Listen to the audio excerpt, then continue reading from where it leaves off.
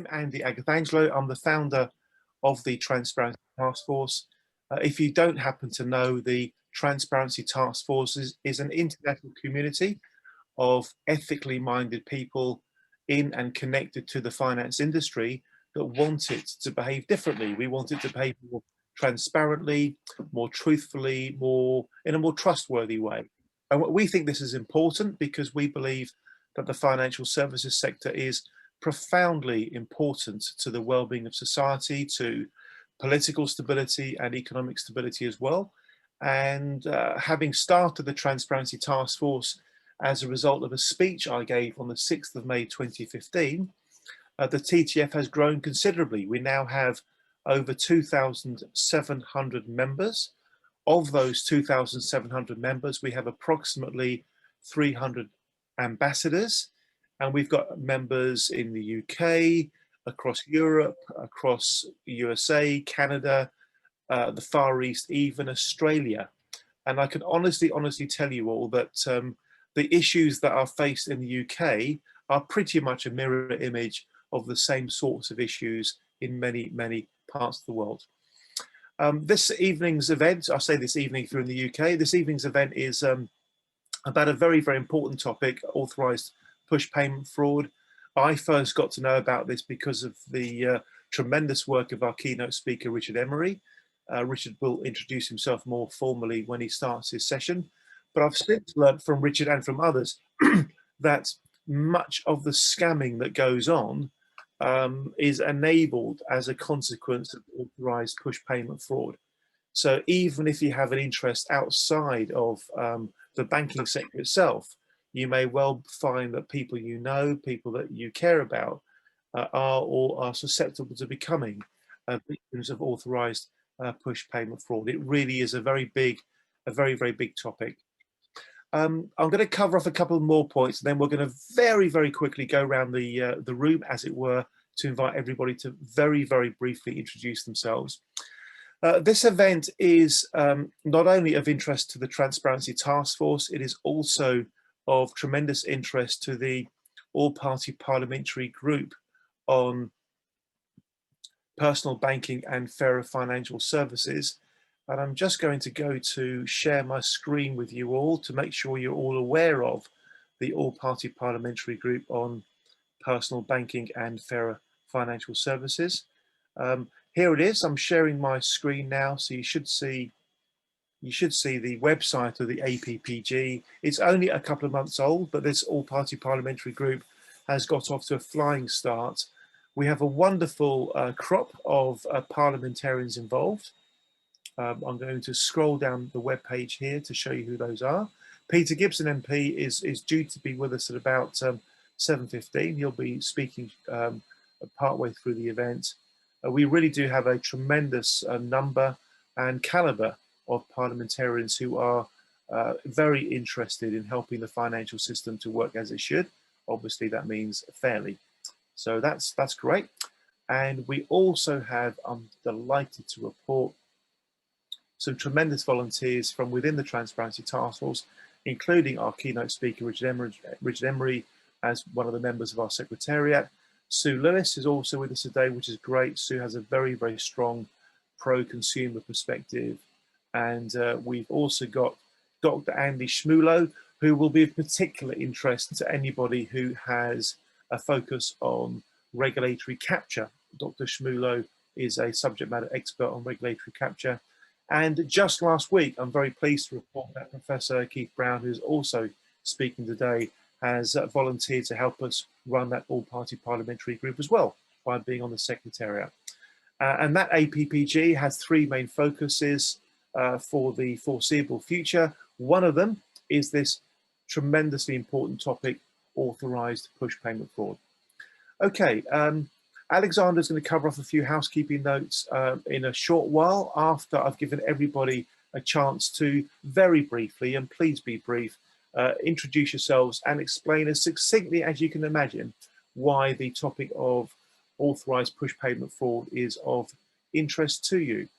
We'll go to Sue Lewis, then we'll go to Gary Carter, Diane, Scott, Amelia. So Sue, thank you. Obviously you've taken yourself off mute. Please do introduce yourself, Sue. Thank you.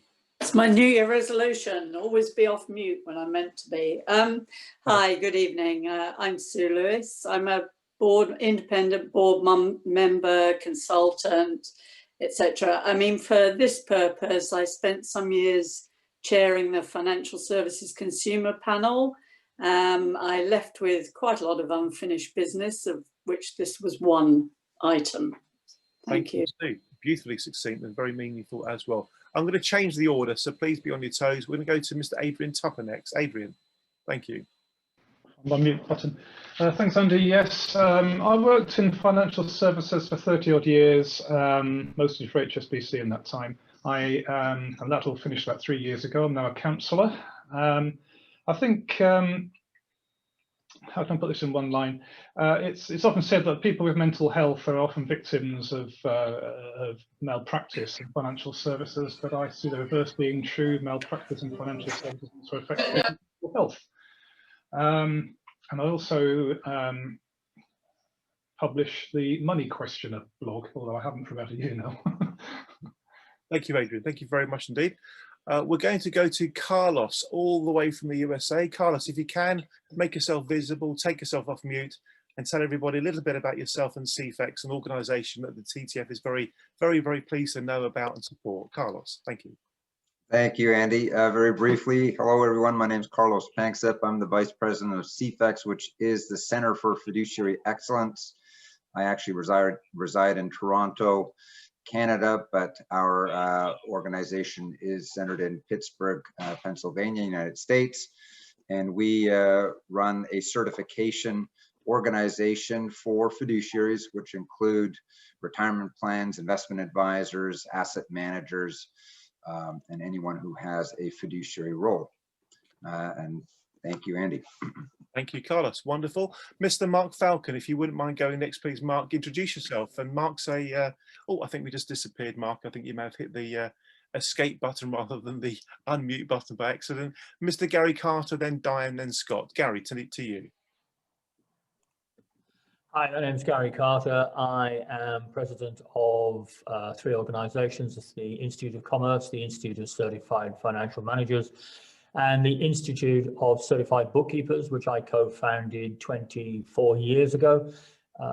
My members at ICB are all around the world. We have about 150,000 in 154 countries, spread across 154 countries.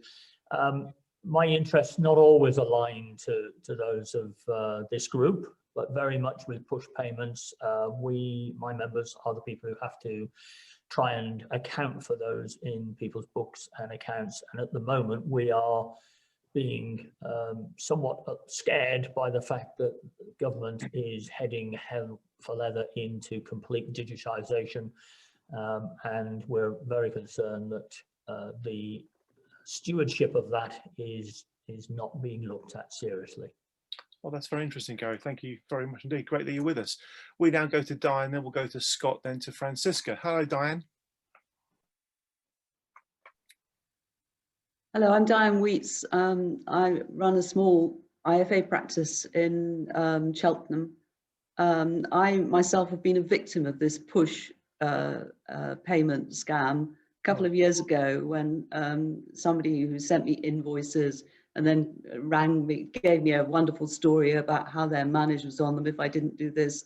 So I know how easy it is to get sucked into this. Fortunately, the amount of money that they got before I sort of pulled them to account was not great, but I've learned from the Action Fraud and the police that there are some people who've lost vast amounts of money from this particular chap.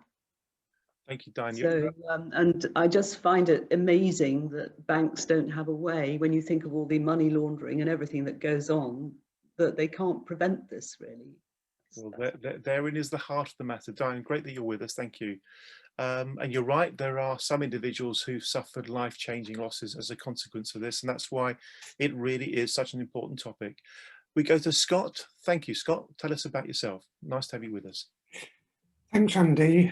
Scott Housley, retired about 6 years ago, done a few part-time jobs, NEDs and so on. mainly in financial services, although I started life in civil service. And I agree very much with what Diana's just said about the banks should have some responsibility for these sorts of push frauds. I get very hot under the collar about vulnerable people, particularly, that you read about in the Saturday personal finance columns, just being ripped off and the banks doing nothing about it. I really get quite upset about that and would like to see what we can. Thank you, Scott. Very, very good indeed. Francisca, lovely to have you with us, Francisca. Yeah. Similarly to Scott, I'm now retired. I have had a very varied career history in which I was at one point an accountant. And I have also recently been a victim of a very stupid little scam that I wasn't even aware was a scam, where somebody had a website looking just like the health thing, and I was trying to get a European card. And this is another kind of scam that's happening, that they actually do deliver the goods, but they deliver something where you've paid for it when it should be free. So that's another kind of scam. Yeah. Thank you very much indeed, Francisca. Are you in Austria today? Oh yeah, I've been in Austria for months due to COVID. I hope you're having a pleasant enough time there. Thank you, Francisca. Alexandra, could you do me a favour, please? Could you put my scheduler widget to Francisca? Francisca, you and I should have a conversation about the TGF group for retired professionals that Scott Housley helps us to run. I think you can do that very, very well. So, Alexandra, if you wouldn't mind taking care of that bit of admin for me, that would be super. Thank you, Francisca. Thank you, Alexandra. Mr. Greg Solomon, please introduce yourself, sir. Thank you. Hello. Yes. Hi. So I've been in banking, not so much in retail banking, 90% in investment banking and other financial services for about 35 years, and all manner of experiences there across front, middle, and back offices. But I would say that certainly the last 15 years or so has been really focused on regulatory change, risk management, and there are certainly plenty of areas of regulatory non-compliance that happen within banking organisations. My particular reason for being interested in this session was actually I was due to start, may yet happen, this week, fitting out a bank with a complete set of infrastructure to do with banking payments, credit card payments, all manner of other infrastructure. And I really thought a bit of a background in this topic could be extremely timely for me to be aware of the risks. So while I go about that implementation, you know, I can make sure that as many controls can be built in as reasonably possible. Well, that's wonderful. You have a very specific reason for being here. That's excellent news. With your permission, I think it makes a lot of sense that you look to reach out to our speaker, our keynote speaker, Richard Emery, because Richard's got such a lot of insight. I'm sure he'd be happy to help you, and believe me, he really would help you with what you need to, the learning curve that you want to go up. Richard's nodding there. So, Alexander, could you please... Thank you, Richard. Yeah. Yeah, Alexander, could you please connect Richard and Greg by email for us, please, and they can grab some time together. Let's now go to Mr. Mark Tabor. Mark's been involved with many of our events in the last 6 months. Mark has a profound knowledge of the world of scamming and has been doing a lot of heavy lifting, helping the Financial Conduct Authority understand just how extensive the online scamming is. Mark, please introduce yourself, and then we'll go to Professor Keith Brown. Thanks, Mark. Okay, thanks, Andy. Yeah, I'm Mark Tabor. I'm a consumer finance campaigner, and I've been campaigning very hard on savings and investment scams over the past year. To sort of distill what I do, I think two things I think will greatly help this problem are removing the ability of scammers to receive funds from their victims, which is where this is interesting. The other one is removing the ability of scammers to advertise or promote their scams. So two things I'm pushing the FCA and the National Economic Crime Centre very hard on. I'm particularly interested in authorised push payment fraud at the moment, because clone scams, cloning big financial companies has become a very big part of savings and investment fraud. And I and lots of journalists I work with are regularly contacted by vulnerable customers of banks who've transferred six-figure sums of money to scammers impersonating large financial institutions.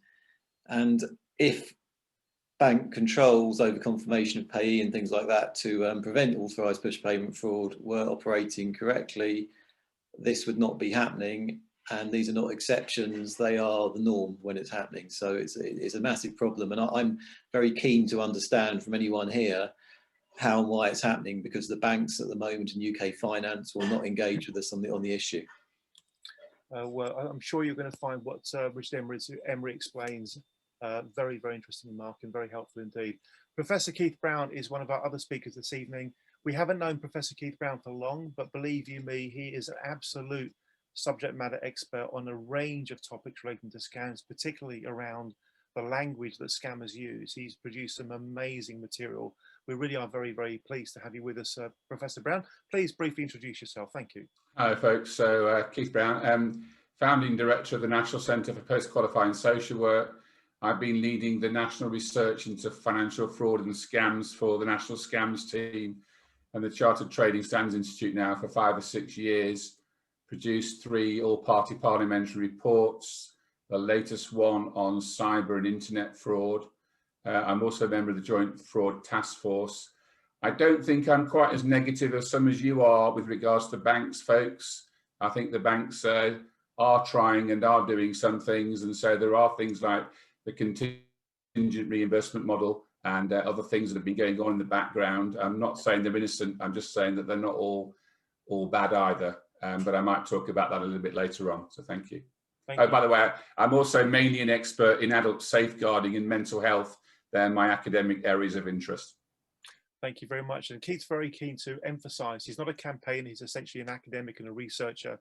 So he brings knowledge and insight as opposed to you know, the heavy lifting of the campaign work that we do. Is a great combination, and we are always very keen to have people with different points of view. You know, it's really good that we do that. TTF is not looking for everybody to agree about everything. We want disagreement, because through constructive disagreement, discussion and debate, we get to consensus.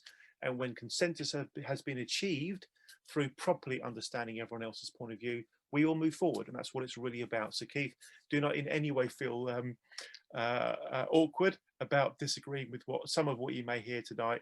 I know you're the kind of guy that will be able to fight your corner very, very well indeed. Amelia Murray from the Daily Mail is with us. Amelia's put a note into the chat. She says, "Hi, I'm still working, brackets busy Monday, exclamation mark, so won't be able to speak, but I'm a money journalist who covers scams extensively." We know Amelia and her work, and Richard knows her even better than we do at the TTF. So great to have you with us, Amelia. We now go to Ellie. Ellie, could you please introduce yourself, Ellie? Thank you very much. Hi, I'm Ellie. I'm one of Richard's clients, so I'm here to support him, and also because I'm now personally interested.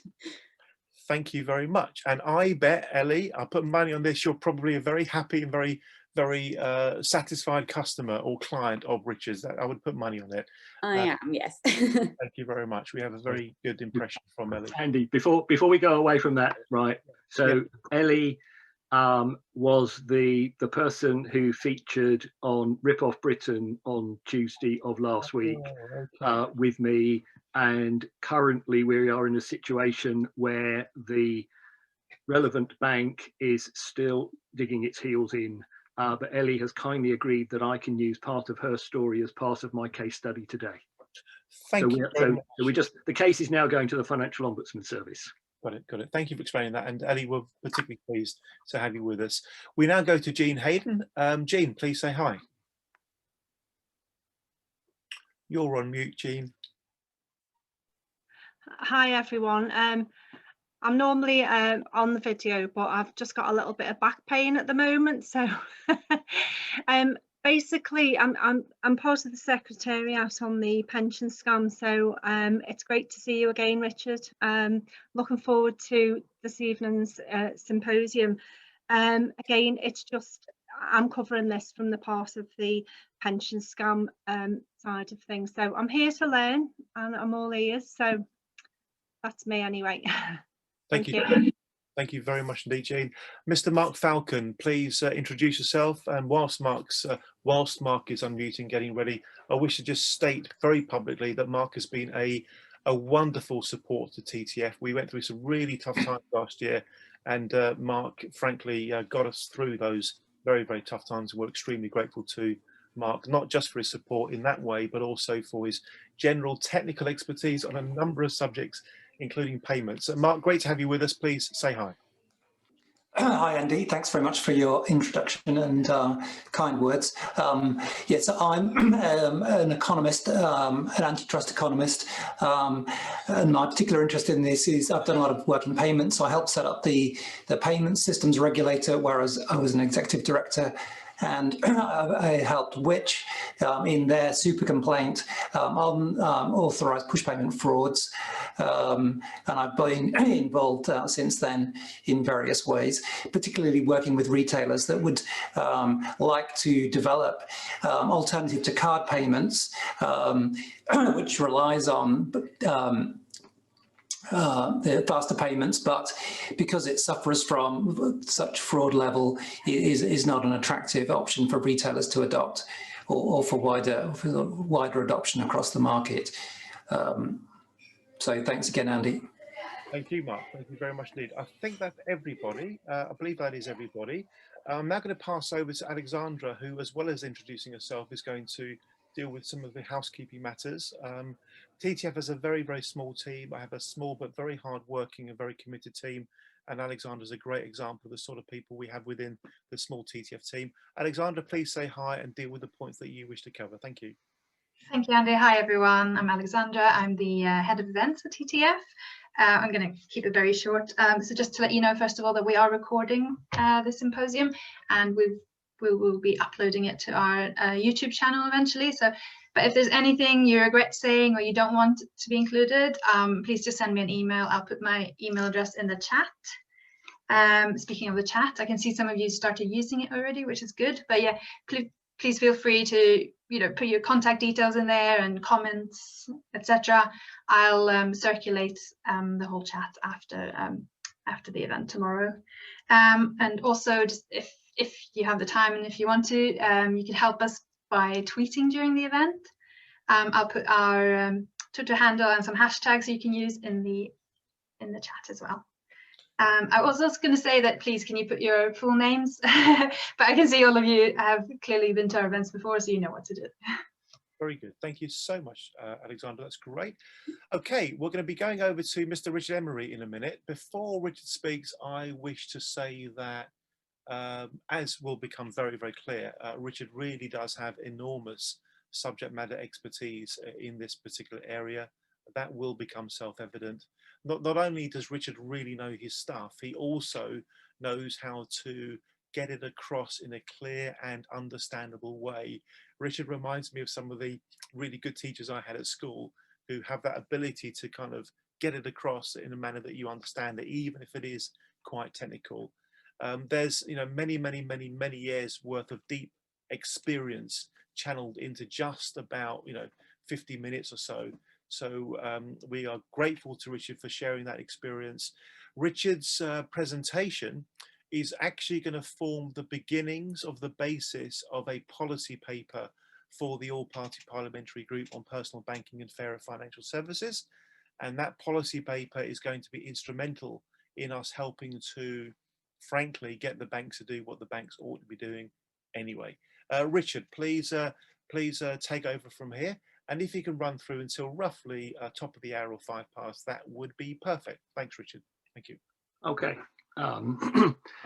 Okay, so Andy has said some very kind and generous words, which I appreciate. So yeah, my name is Richard Emery. My background is in retail systems and payment systems. I used to work for John Lewis Partnership. I then worked for 2 technology companies. 30 years ago, I established my own consultancy.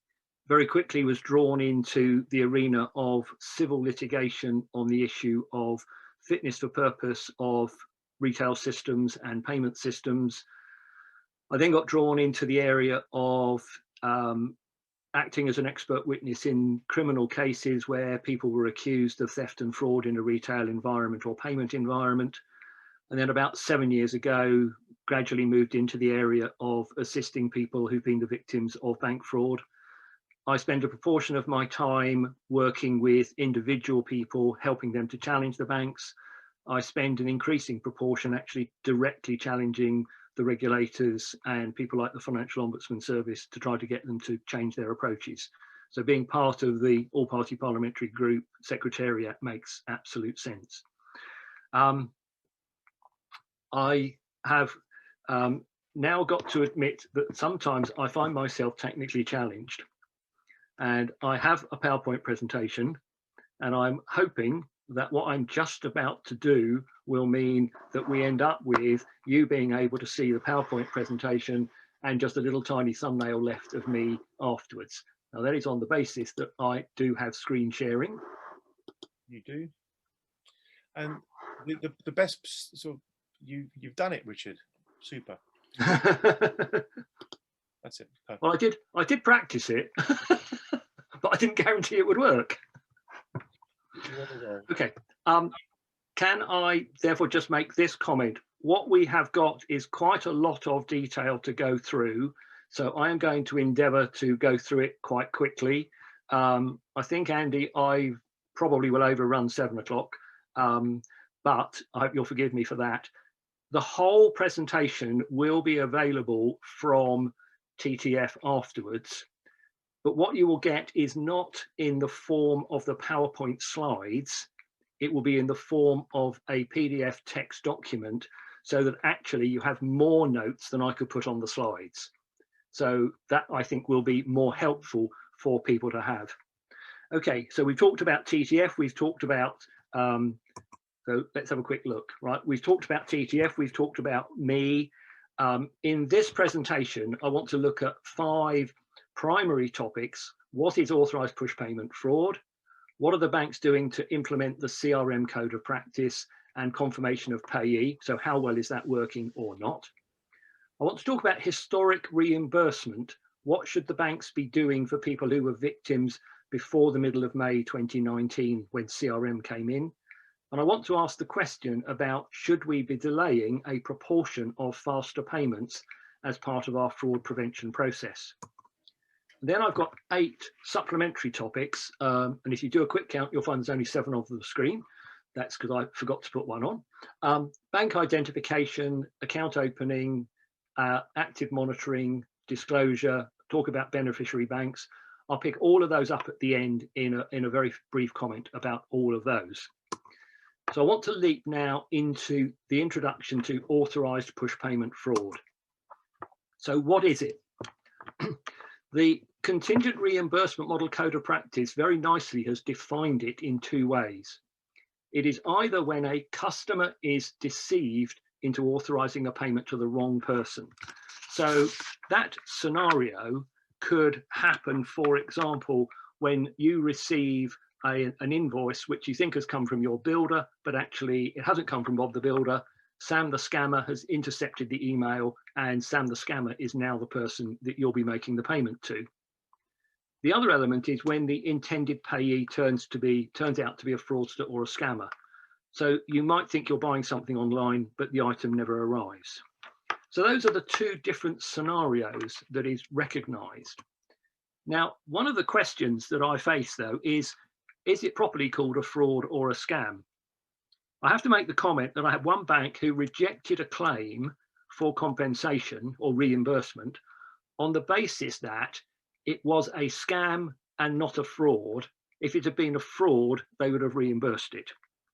A very helpful reference point here is the British Standard Institute, BSI 17271, published in 2017, and that defines a fraud or a scam. And the way I put it is, the scam is the bit you see, it's the advertising, it's the presentation of false information. The fraud is when the fraudster ends up with the money.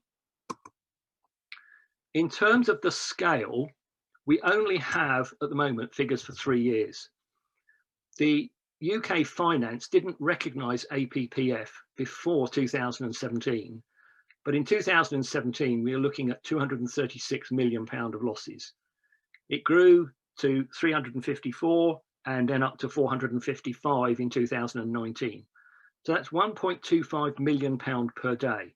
We don't yet have figures for 2020. But I want to put it into a wider context than that, for reasons that will become obvious later. I'm looking at a time period of 2014 to 2019, where the losses accumulate to about £1.3 billion. Now that might appear on the surface to not be too bad. That's an average loss of only about £4,000 per person. Hardly would you describe that as being life-changing. But if you apply the Pareto or 80-20 principle, what you start to realise is that something like 45,000 cases actually have losses of £22,000 a time. And if I look at the cases that actually come to me, and I can't remember, but one of you kindly made a comment about the scale of authorised push payment fraud. The average value of cases I'm looking at now is in excess of £50,000. I have a number of cases that exceed £250,000. I have 2 cases that exceed £300,000. I have 1 case that is £593,000. So you can see that when this goes wrong, it goes wrong really, really very seriously. Okay, so what do we mean when we talk about authorised push payment fraud? UK Finance recognise 8 scam types. Now, the list is there, but what I'll just do is list in the document that you will get, and it's why it's sent out as a document, there are 2 pages that actually explain the 8 different scam types, and they give you a breakdown of the value of those in 2019. Oh yeah, I ought to point this out. UK Finance published a document called UK Finance Fraud the Facts 2020. Don't be misled, it's the figures for 2019. They just published the report in 2020. I've highlighted 3 of these. Purchase scams is the biggest one numerically, but by far the smallest one in terms of value. Investment scams, and I think it was Mark who made the comment about investment scams, only 6% of people are victims of investment scams, but on average they lose £13,400. Impersonation, down the bottom, actually is a very serious figure, which is 9% of where somebody believes they're talking to the police or the bank and lose something approaching £7,000. But I say the breakdown of the figures is in the document that you can access afterwards. Okay, so let's look at what the banks are doing about it. Following the super complaint that was headed up by Which and supported by others, they were forced to introduce the contingent reimbursement model code of practice. It's a voluntary code and it involves 3 parties. It involves the sending bank, the receiving bank, and the customer. And the essence of the code is to look at the liability of each of those 3 parties, or the responsibility or compliance of each party. It was aimed to give increased protection against APPF by imposing certain responsibilities on the sending and receiving banks. It was aimed to provide full reimbursement for victims. It's called contingent because there are conditions applied, and it was introduced in May 2019. Initially, the banks listed signed up for it. Subsequently, cooperative banks signed up as well. So the question is, what has really happened? And the answer is disappointment. The levels of reimbursement that we've seen since the introduction of CRM have been, well, I'm going to be polite, disappointing. The first 7 months, i.e. the last half of 2019, the banks might be forgiven for their poor performance because of education and understanding. But the latest figures I've seen for January to June 2020 indicate that only 37.5% by value of cases that are of complaints that are made ultimately end up with reimbursement. I've recently found out that the Financial Ombudsman Service are noticing that they are finding in favour of the complainant in a significantly higher proportion of complaints under this title than under other major areas of banking issues. So it really looks as though the banks have signed up to a voluntary code, but are actually not complying with their own code. Now, let's just take that one step further. The payment systems regulator had a conference in March 2020. They looked at reimbursement by cases and by value. They reviewed 8 banks. Now, just look at those figures for a moment. 2 out of the 8 banks reported that they had declined to reimburse in 96% of cases.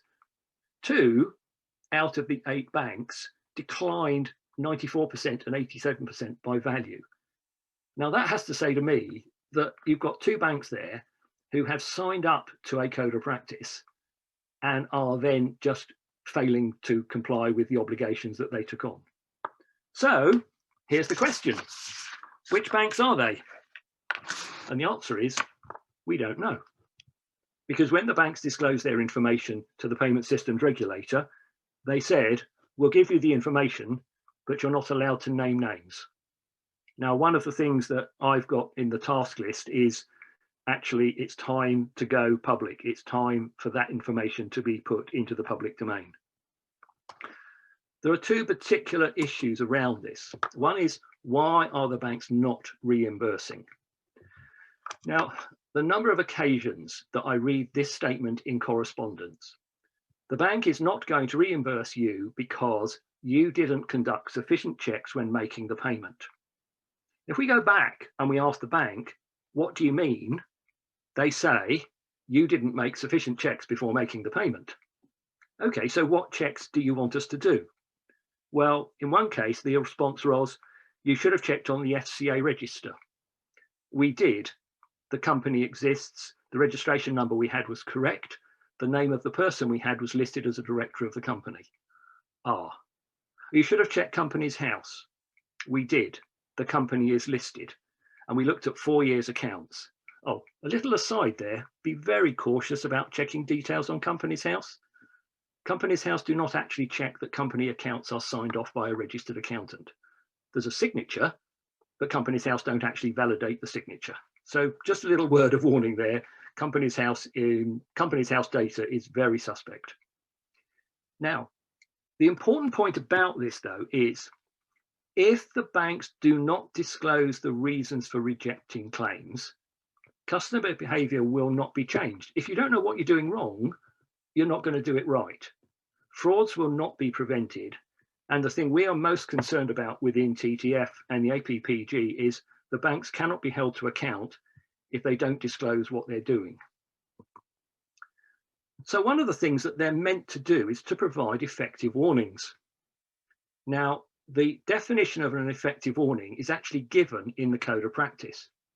It is meant to be based on the bank's understanding of the scam risk with clear understanding of the consequences. Now, the next 5 words are really, really important. An effective warning must be understandable, clear, impactful, timely, and specific. Now, I'm just going to touch base quickly here on Ellie's case. And Ellie, as I said earlier, has kindly given me permission to do this. In Ellie's case, she did see warnings.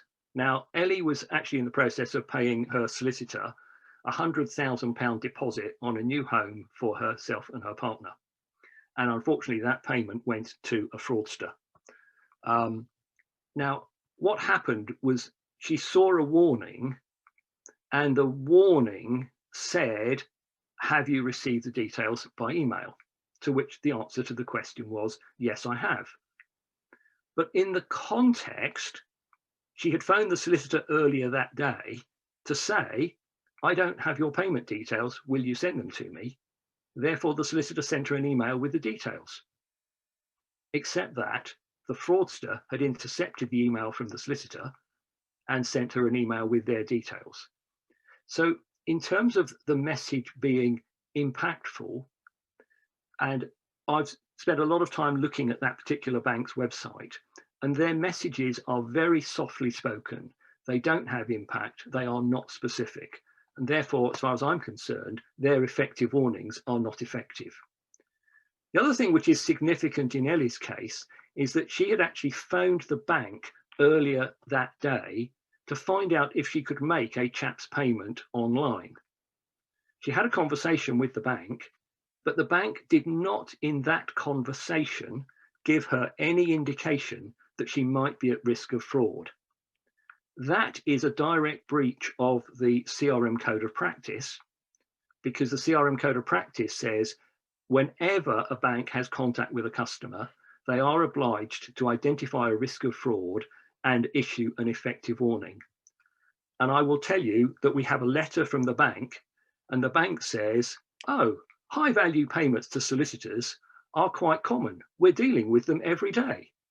We didn't consider it necessary to warn the customer they might be a victim of fraud, because for us, high value payments are a daily occurrence.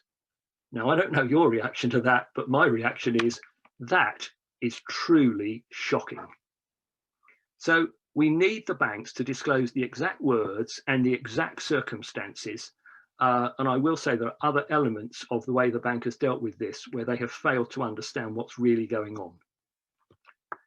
Now, the other thing is that the person who is making the payment has to have a reasonable basis for believing what they're doing is genuine. Genuine person, genuine goods and services to a genuine business. However, at the PSR conference in March, it was actually the Financial Ombudsman Service who are reviewing cases who said, and I quote, some firms are inappropriately declining reimbursement on the basis that the consumer did not have a reasonable basis for believing the transactional recipient was genuine. So the firms have set a standard for what they believe a reasonable basis is, and the Financial Ombudsman Service are saying their standard test doesn't work. So they are rejecting cases where actually the customer did have a reasonable basis. And this is a particular issue with investment fraud, because there are so many cases that I'm seeing where the fraudster presents themselves as being a recognized financial institution. I've done a number of cases involving Credit Suisse, and so much so that when the individual who was the victim needed to get an answer to a question, he phoned Credit Suisse, asked by name for the person that he was dealing with, not realizing it was the fraudster, and Credit Suisse reception knew who this person was because he was a director of the company. So what you have is a scenario where the individual who was the fraudster had not only cloned the company, they'd actually cloned the name of a senior manager in the company as well. So everything that you could see, the documentation, the paperwork, the name of the person, all of these things mapped what looked like Credit Suisse. Therefore, the person had a reasonable basis. But initially, the bank rejected the claim because they said the person didn't have a reasonable basis for believing it was genuine. So this is where we're fighting. A little technical point. I think this is particularly appropriate as we're just leaving Europe or have just left Europe. There is a difference between the contingent reimbursement model code of practice and the Financial Ombudsman Service limits for who can take a complaint into each of these environments. CRM, you can only take a complaint under the contingent reimbursement model if you are a micro enterprise or smaller. For the Financial Ombudsman Service, their limits have been increased, so you can take a complaint to the Financial Ombudsman Service if you are a small business. The alignment they should be aligned. And there's an interesting little point which I discovered when I delved back into the regulations. The CRM reference for a micro enterprise is based on a European directive from May 2003. I think it's time they updated their regulations. So the other element of this is the reimbursement process. We have words like the customer will receive 100% or the customer will get an advance of 100%. I'm not sure whether they mean the same thing, but I'm worried they mean something different, but I can't get any answers. Although obviously the major banking groups are part of CRM, one of the problems that we have is what happens when one bank is what's called a non-code firm. And this is something which is typically now around the beneficiary bank. So I may bank with one of the big banks, but the beneficiary bank is a non-code firm. And that raises a question about how the reimbursement process should work. And then there is the other question which the banks have been struggling with. If both banks have fulfilled their obligations and the customer has fulfilled their obligations, there is what's called a no blame scenario. The question is, who should pay the bill for the reimbursement in a no blame scenario? And the banks have been unable to agree a model. The current model, which is sort of a casual 50-50 sharing arrangement, has been extended to the end of June this year. That's something which needs to be dealt with. Also, when customers get reimbursement, the reimbursement process is inconsistent. I had somebody come to me and they'd lost 52 and a bit £1,000.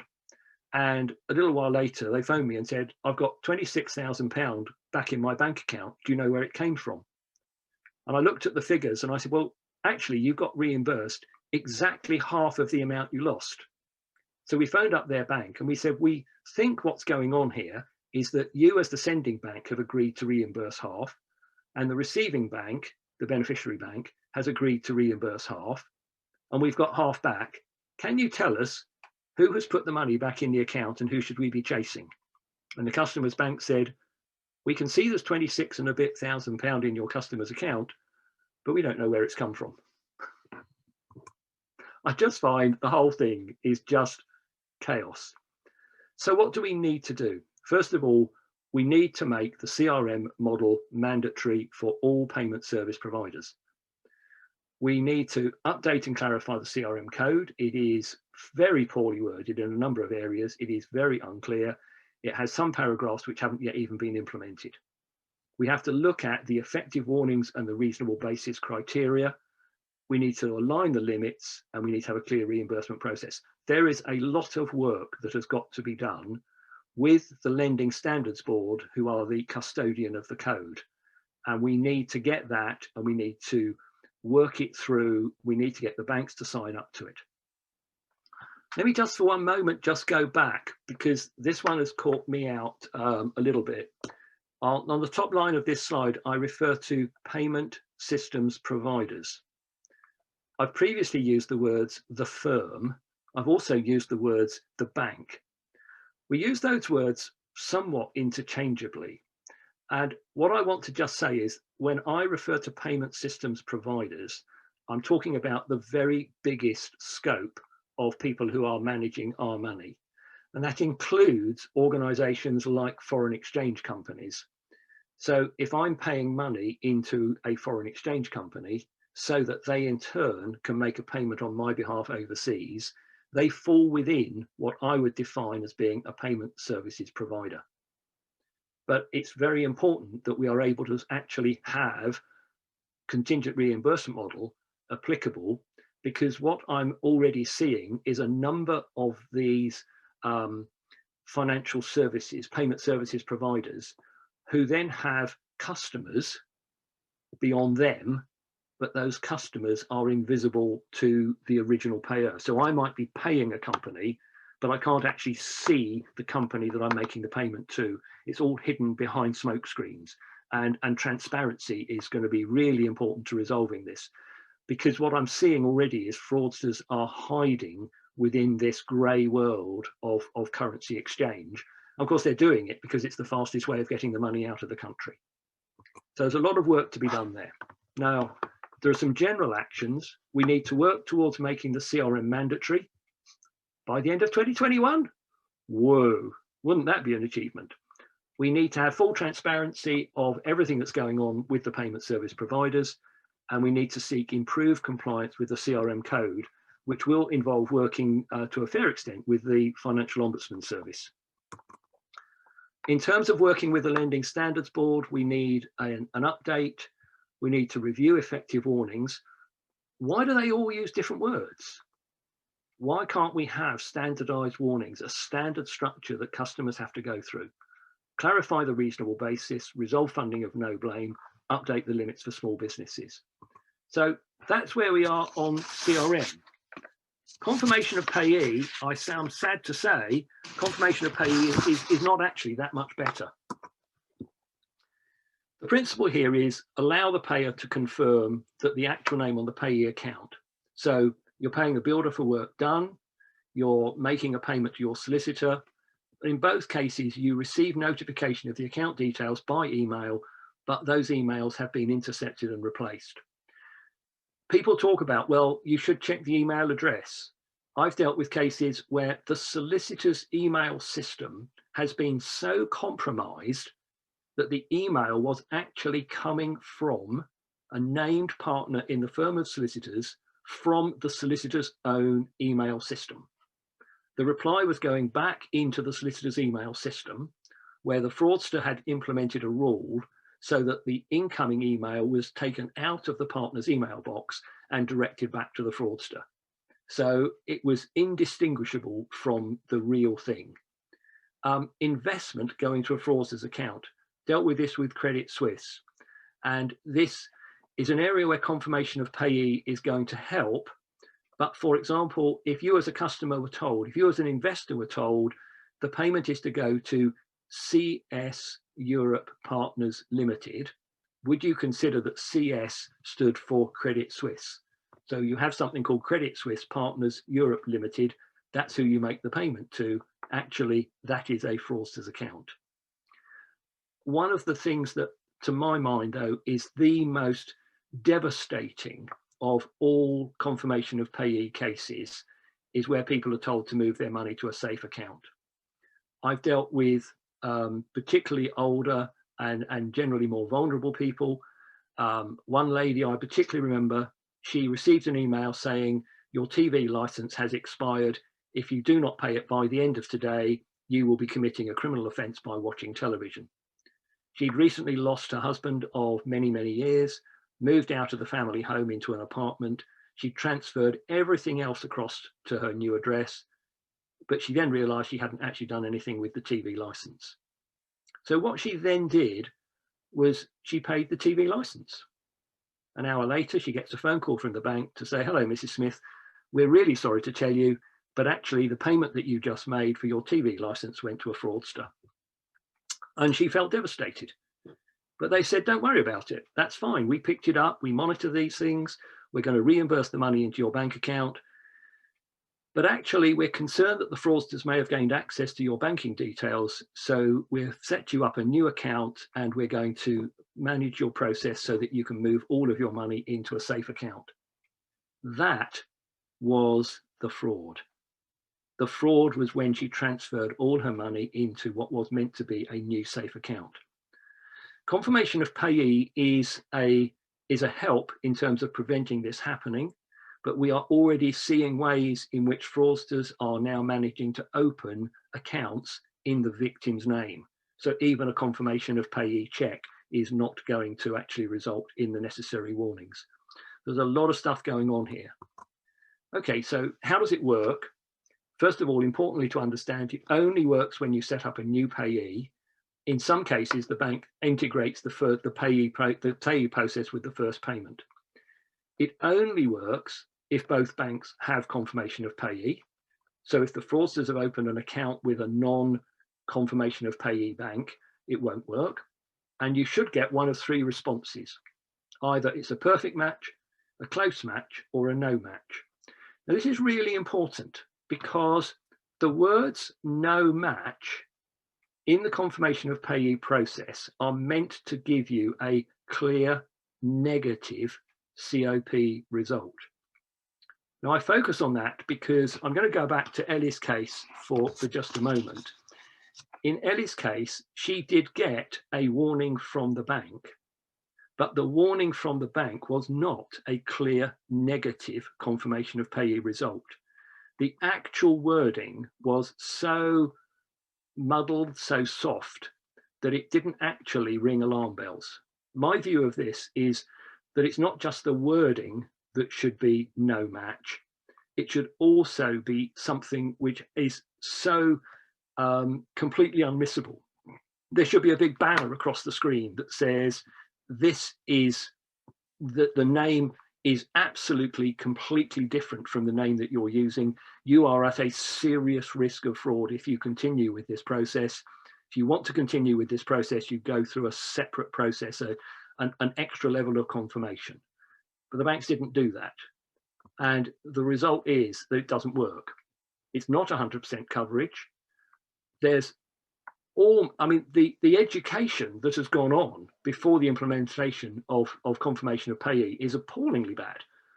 I was talking to bank staff 6 weeks before it was due to be implemented, and they didn't even know what it was. Now, I'm going to share with this audience a reason why I think this might be true.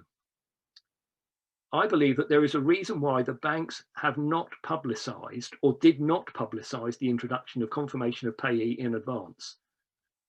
And the reason is because over the last year, I've been talking to a lot of people about confirmation of payee, and about 90% of people have said to me, hang on a minute, Richard, haven't the banks always validated the payee name?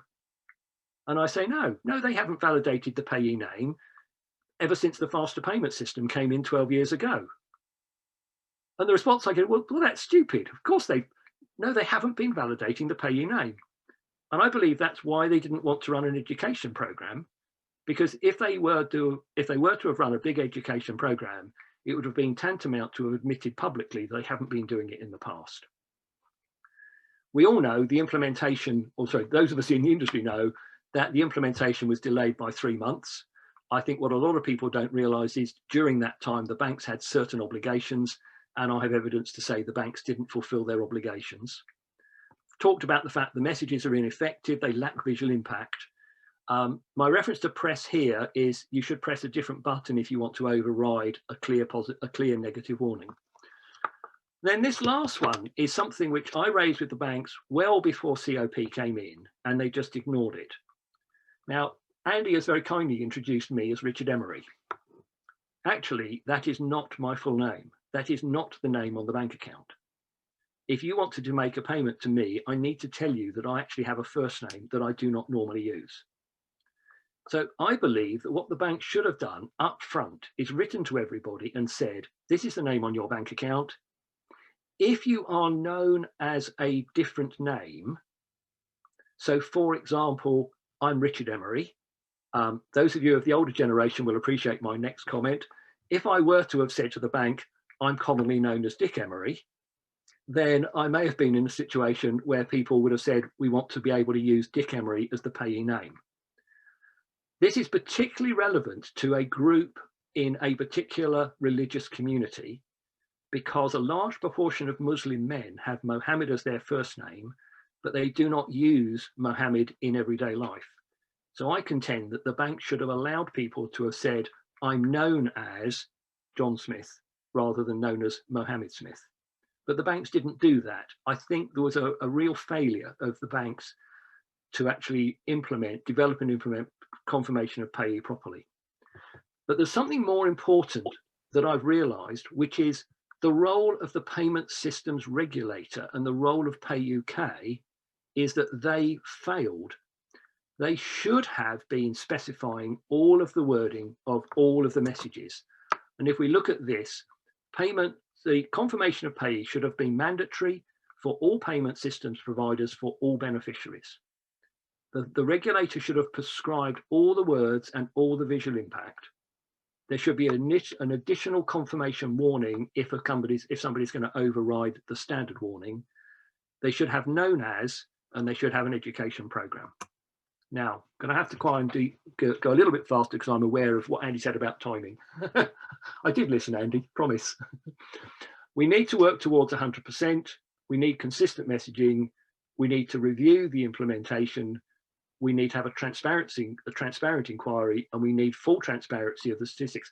We need to know why payment service providers, why banks are rejecting claims under confirmation of payee. How many cases are people actually overriding clear negative messages, and are the messages clear? Okay, historic reimbursement.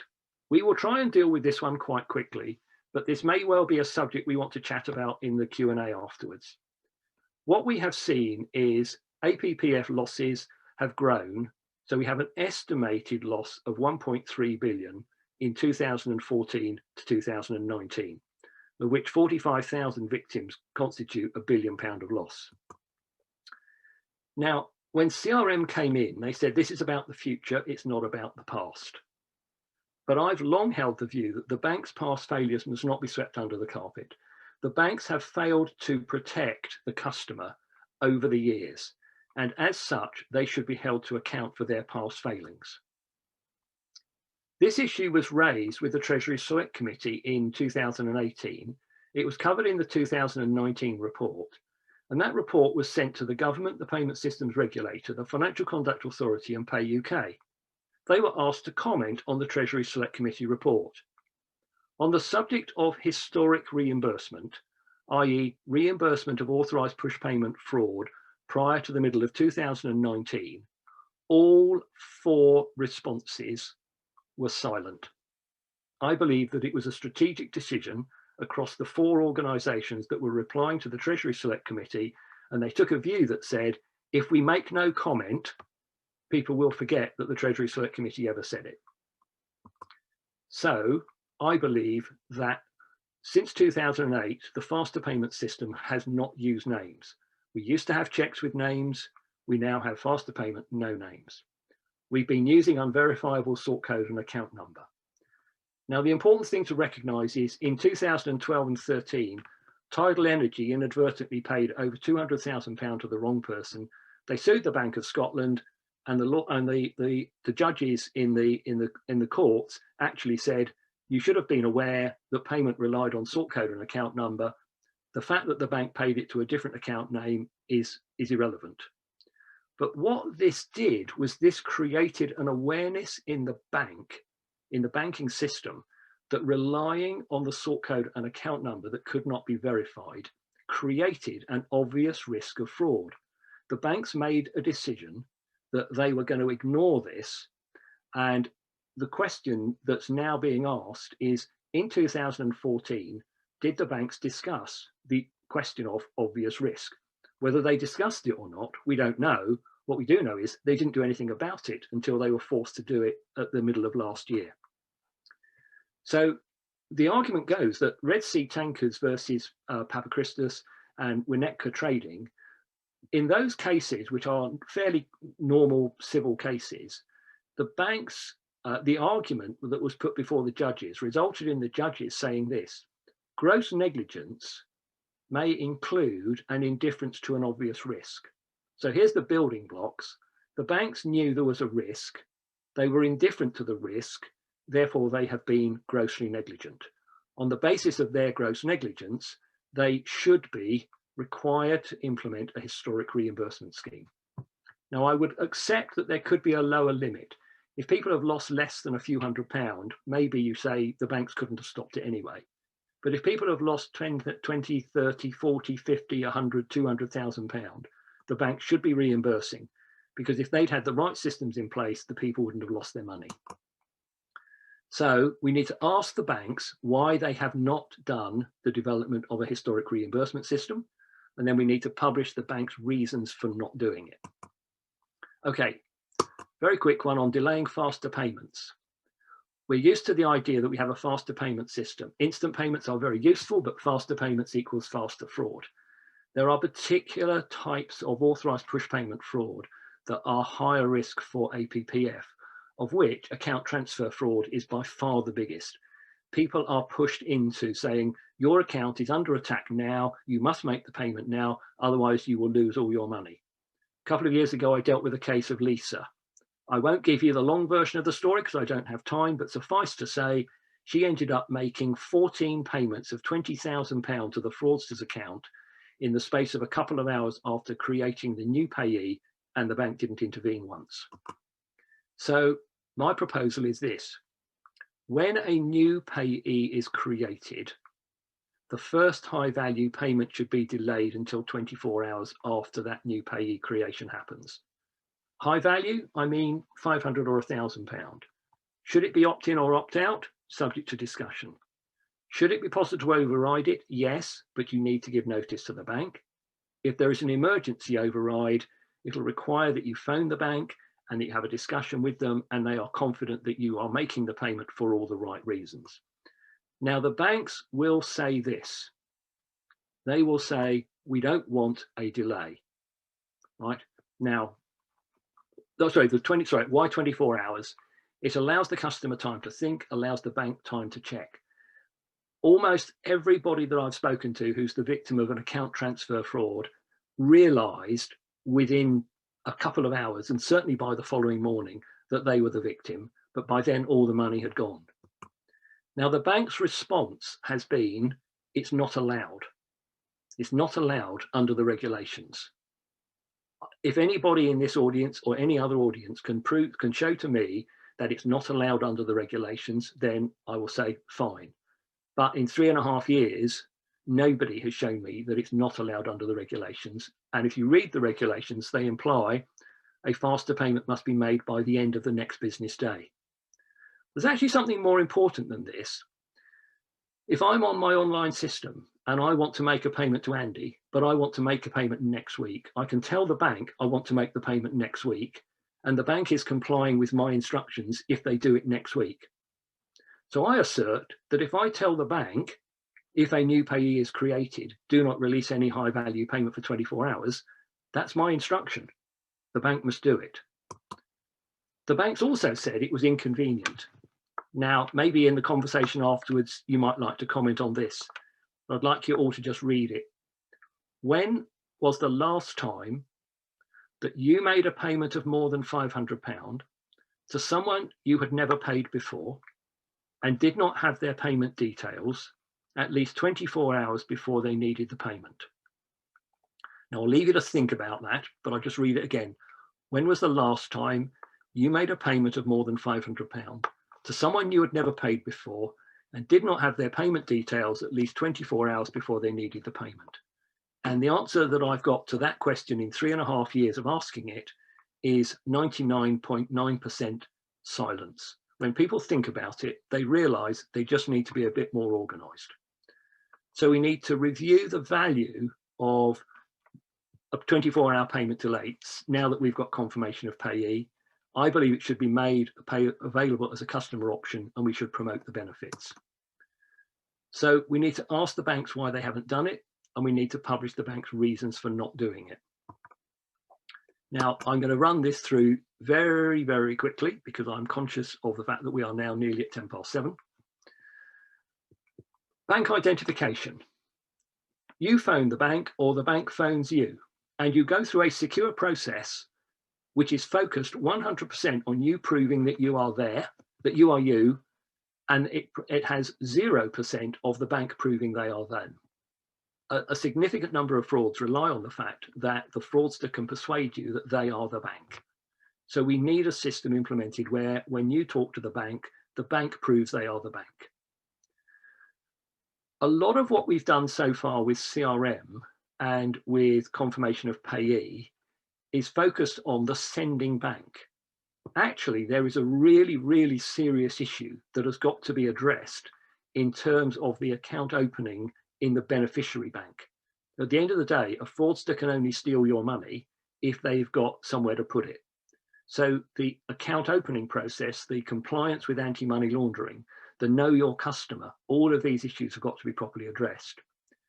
If an account is opened in the name of a student and suddenly 10 payments of £10,000 turn up in the space of 2 days, the bank should be actively monitoring that account and saying, no, where is this money coming from? And the beneficiary account should be frozen, or at least those payments frozen. Ultimately, if it goes wrong and you lose money and the bank won't reimburse you because they say it's your fault, you should be able to obtain details of the beneficiary so that you can sue them. The banks are objecting for that happening. I've been campaigning for this now for probably the best part of 2 years. I recently wrote to the Financial Conduct Authority, the Payment Systems Regulator, the Financial Ombudsman Service and the Information Commissioner, and so far I have not got a meaningful response from any of them. There is a process called a Norwich Pharmacal Order. If you really want to challenge the banks and you've got £5,000 to spare, you can instruct a barrister, go to court, force the banks to disclose all of the details of the beneficiary account. We've done this in one particular case where somebody was fighting to get back £75,000. We learnt a huge amount about what the bank had done wrong. So that's quite a challenge. But this whole issue of being able to make complaints about the beneficiary bank is something we've got to be able to do. I'm increasingly of the view that at least 50% of the problem of authorised push payment fraud lies with the beneficiary banks rather than with the customer's bank.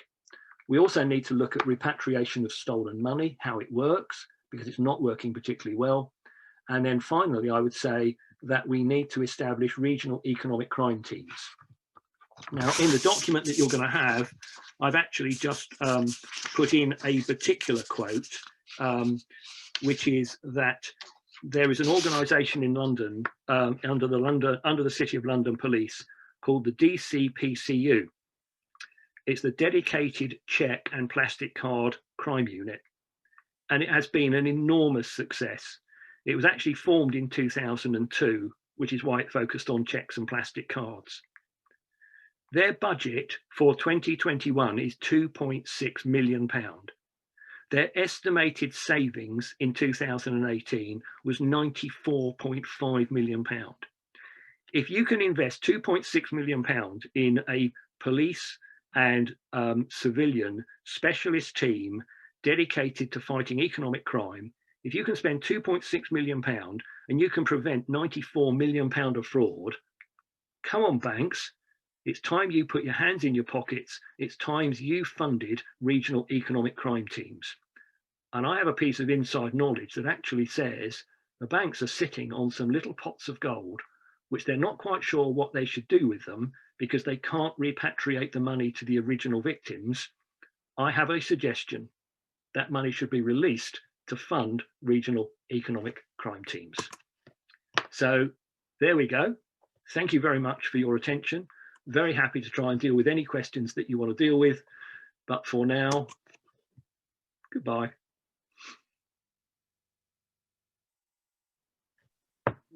On behalf of everybody, the first thing I want to do is to congratulate you and to thank you for such a clear, content-rich articulation of the problems and some of the solutions. I'm sure that everybody feels the same way. You've delivered an absolute start in terms of the topic. You really do know your stuff, Richard, and it's great that you're able to share it in such a compelling and clear way.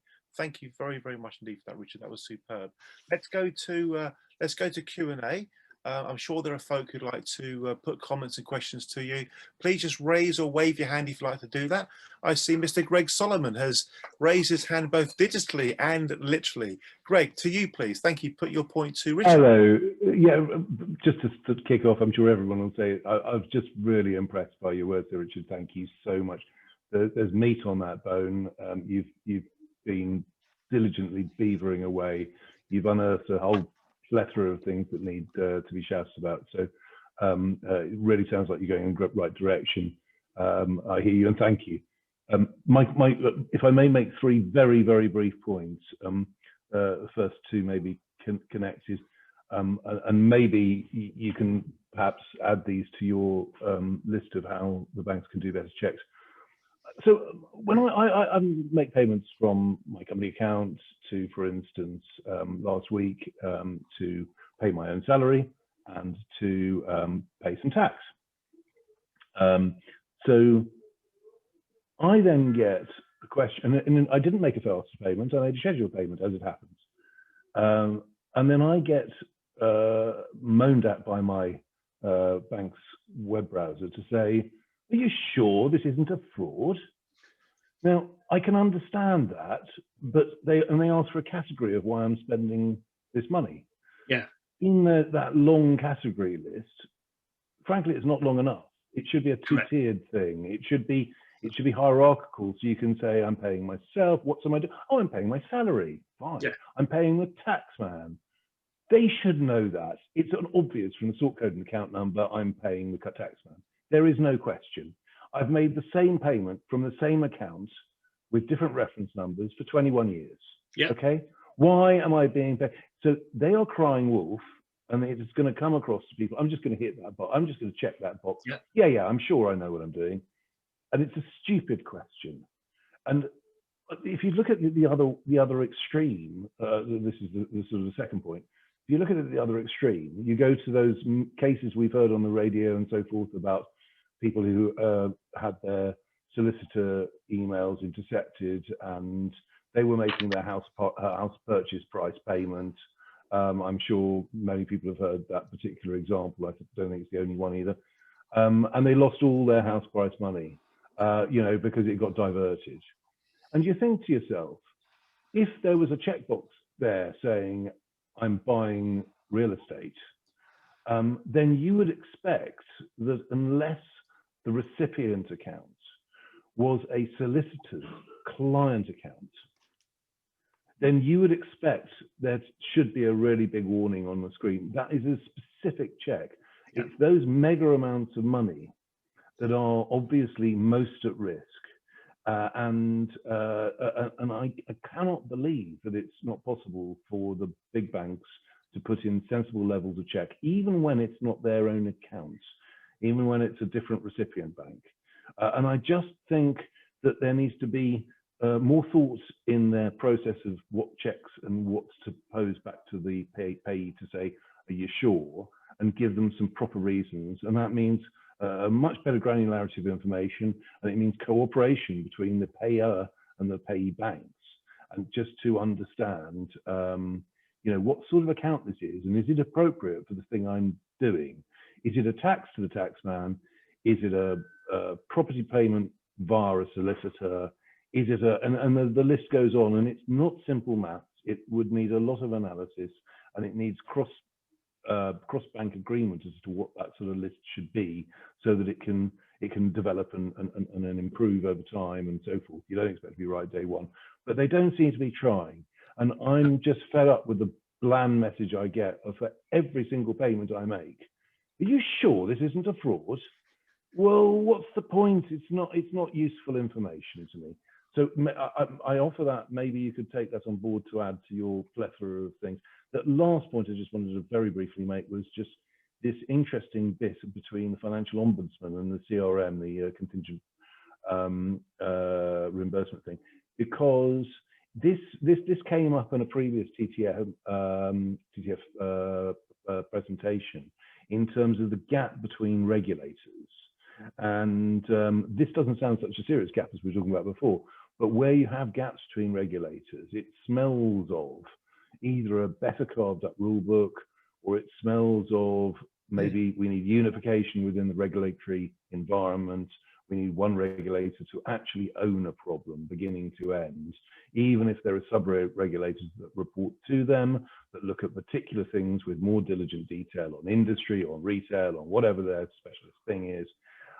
But there's no hierarchy between the regulators. They're all separated, and there's no organization of them, and therefore there's no responsibility and accountability in the broader sense. Thank you. Sorry for going on too long. Very happy, Andy, if I can come back on the question of the solicitors one, and I'm very conscious, obviously, that Ellie, who's lost £100,000, is sitting here listening to this, so she's very aware of my views on this. I would make the comment, Nationwide actually have a drop-down list. I think I'm right in saying there are only 6 items on the list, and one of them refers to making a payment for a bill or a property sale. There isn't an item on the list for making a property purchase. Well, there's actually very little risk involved in a property sale because you're not passing over large amounts of money. So they haven't got the headings right. And property purchase should be a category in its own right. In terms of the consistency, I agree with you. I recently was challenged when I was making a payment of less than £50 to my son, who has been on my payee list and to whom I make modest payments on a regular basis. And I got challenged as to, you know, the appropriateness of that, whether or not that payment was right. So their whole modeling, their whole process doesn't work well. I believe that the categorization and the questions that are asked should be mandated by the payment systems regulator or the Financial Conduct Authority. It should be thoroughly researched. It should be regularly updated. The warning should reflect what is really going on. And it should include statements like, be aware that the email that you have received may have been intercepted. I mean, a classic example here is people get an email that says, have you been notified of a change of payee details?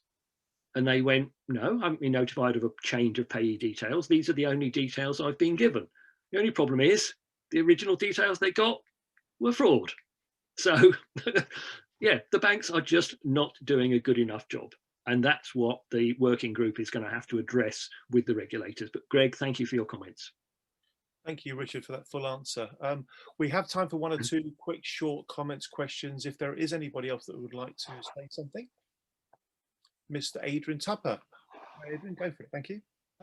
Yeah, thanks for all that, Richard. I think I'm wondering if there's this discourse of banks. I've heard it with airlines. They say, you know, we're doing 1 million transactions a day. You know, how do you expect us to check all of those? No, I mean, you roll the clock back about 50 years, and you know there'll be somebody in your local branch checking every check. And it seems to me that they've allowed themselves to go to a volume business and then hide behind the fact that we can't possibly check all these transactions. Are you hearing anything about that sort of arguments that banks are trying to push back on at all? Oh yeah, I mean, I've had this response from one bank that actually has said, if, and this was even in the case of high value transactions, and I mean, you know, £100,000, you know, if we actually took time to have a conversation with the customer in the branch. So this is somebody who's gone into a branch, right? And they were paying £200,000 to an investment organisation, and they were not questioned by the branch staff. And the response we've got from the bank is the staff do not have enough time to ask the question. And for me, that's just crazy. But I've spent a lot of time in terms of modelling, in terms of retail systems and supply chain management. And quite frankly, the banks have just got to get their IT systems to actually be a lot cleverer. If you know that you've got a student account, it should have a profile. I can say now that most banks, when you open a business account, do not bother to ask the nature of your business or the expected turnover of your business. They're supposed to. They're supposed to, yes. And therefore they should be able to create a profile. And if the beneficiary account falls outside of the profile, so this is focusing on the beneficiary account, not the sending account. Okay. If the beneficiary account falls outside of that profile, they should be able to intervene. So yeah, there's a lot more the banks can do. And you know, they've got the computer power to do it. They're just not doing it. Thank you. Thanks a bit. Time for one more, if there is one. Mr. Mark Tabor, over to you. Hello, apologies. I've been trying to eat and listen at the same time, very unsuccessfully. But yeah, Richard, I thought that was brilliant. I think that was a really good lecture you gave there. I'm just going to pick up on just a couple of things. I know what you think. A couple of things I've come across, two little examples. And one is about why, and you touched on here, why don't you think banks are blocking transactions, large value, where there's a you've got a confirmation of payee issue or another red flag, especially where you've got a vulnerable customer involved. And I'll just give you one real life example that I'm currently voluntarily taking through the FOS for someone at the moment. She is disabled and dyslexic. Her bank, Nationwide Building Society, knew that she's been a customer of their branch for 30 years. She made an in-branch transfer of £400,000 to her life savings to an investment scam, which was on the FCA warning list. The Nationwide rejected her complaint. The FOS upheld it, and the Nationwide are still refusing to pay out. Right. So that's an example of how difficult, you know, top 6 banks are being about this at the moment. Yeah. Another example I've come across happening, and this was told to me a couple of weeks ago by the director of fraud at the largest insurance and investment company in the country. He is furious because a closed down corner kebab shop's bank account managed to impersonate his firm. Yeah. Yeah. Yeah. Can I just very quickly then come in, Mark? I'd love to talk to you after this about that particular case, because there is an issue around the FCA warning list, which are the stuff which I could share with you about the FCA warning list, which the banks will conveniently forget to tell you. So there are some serious issues there. Sorry, there was something which I meant to say earlier to Greg, something which people want to be aware of in terms of conveyancing related fraud. Every solicitor's firm in the UK has access to a list of the bank details of every other registered firm and licensed conveyancer in the UK. So when the solicitors are transferring money between themselves, they have a list that enables them to validate that the beneficiary account is a registered solicitor or licensed conveyancers. Why aren't the banks given access to that list? Thank you, Richard. The exchange between Richard and Mark just now is just one of many that we've had and could carry on having. This is such a big area. Our next speaker is Peter Gibson MP. Peter will be speaking quite shortly. Two things I'd like to cover off, please, before we get to Peter. First of all, we really must remember that the entire financial ecosystem is only allowed to exist because we can have trust and confidence in it. The financial ecosystem depends upon us, the public, having trust and confidence in it. We absolutely need a payment system that is reasonable and safe. And that means the banking sector must somehow create an environment where people can feel confident that if they do the right things, the right outcome will be achieved. And it's very obvious to myself, to Richard, to many other stakeholders, to many commentators and observers, that there are numerous relatively straightforward improvements that really could be made.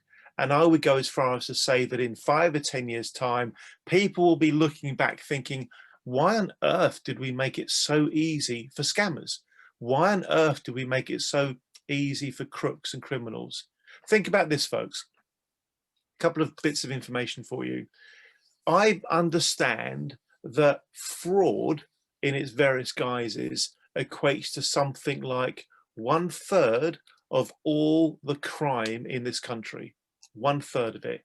You are more likely to become a victim of fraud and scamming than any other type of crime.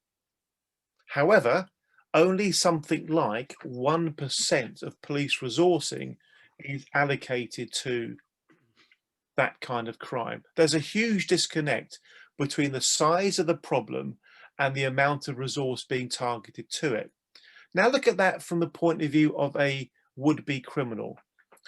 Would you run the risk of walking into a bank with a sawn-off shotgun and a balaclava in an attempt to rob it, risking all sorts of consequences if you were to do so?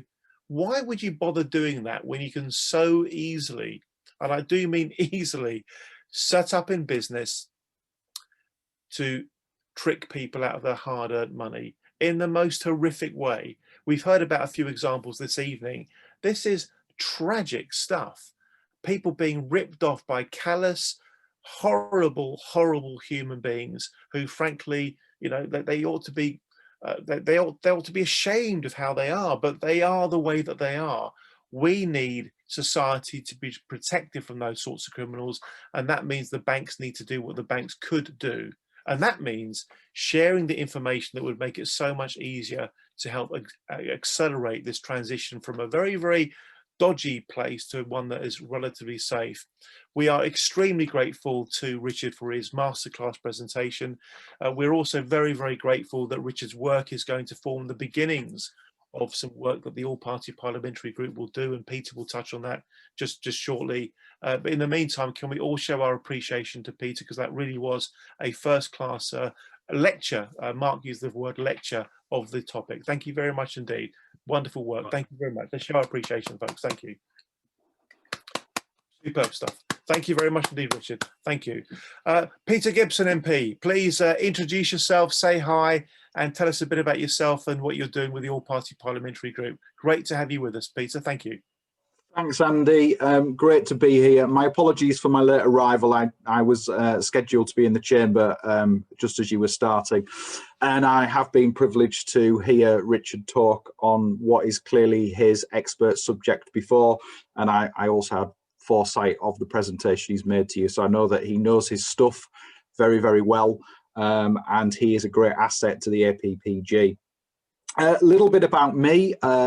First time elected as a Member of Parliament in December 2019 for the seat of Darlington in the North East, little away from where I was born in Middlesbrough, grew up in the North East. I became a lawyer and I ran my own business for approximately 16 years before I got elected. And one of the key issues that we faced in more recent times was the issue of push payment fraud, and I have seen local businesses devastated by the fact that proceeds of a sale have been wrongly transmitted to somebody. I have been on the receiving end of email scams purporting to divert funds away from my clients who were due to send it to my firm, and I've got experience of putting in process the systems that a law firm needs in order to navigate this ever-present problem.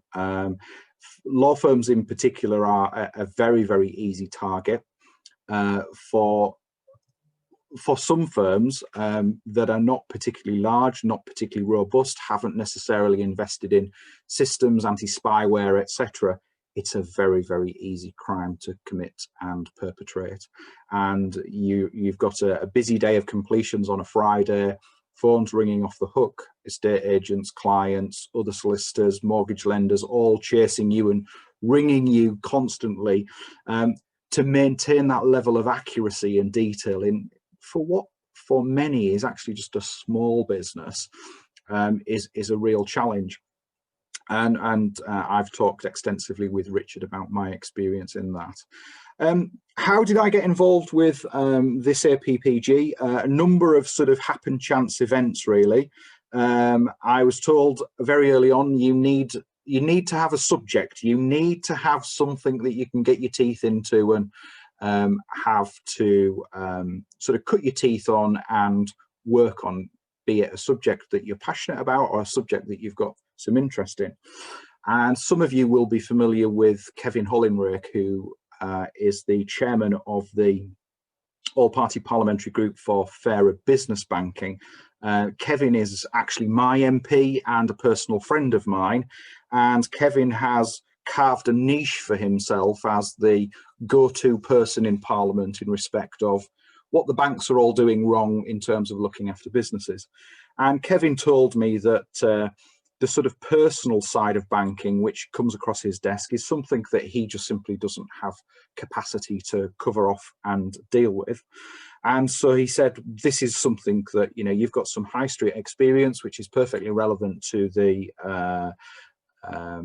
push payment fraud issue, and I think it'd be something really good for you to get involved in. And at the same time, I discovered that one of my other new colleagues who'd recently been elected was in discussions with Andy, I believe, about setting up a new APPG for fairer personal finance.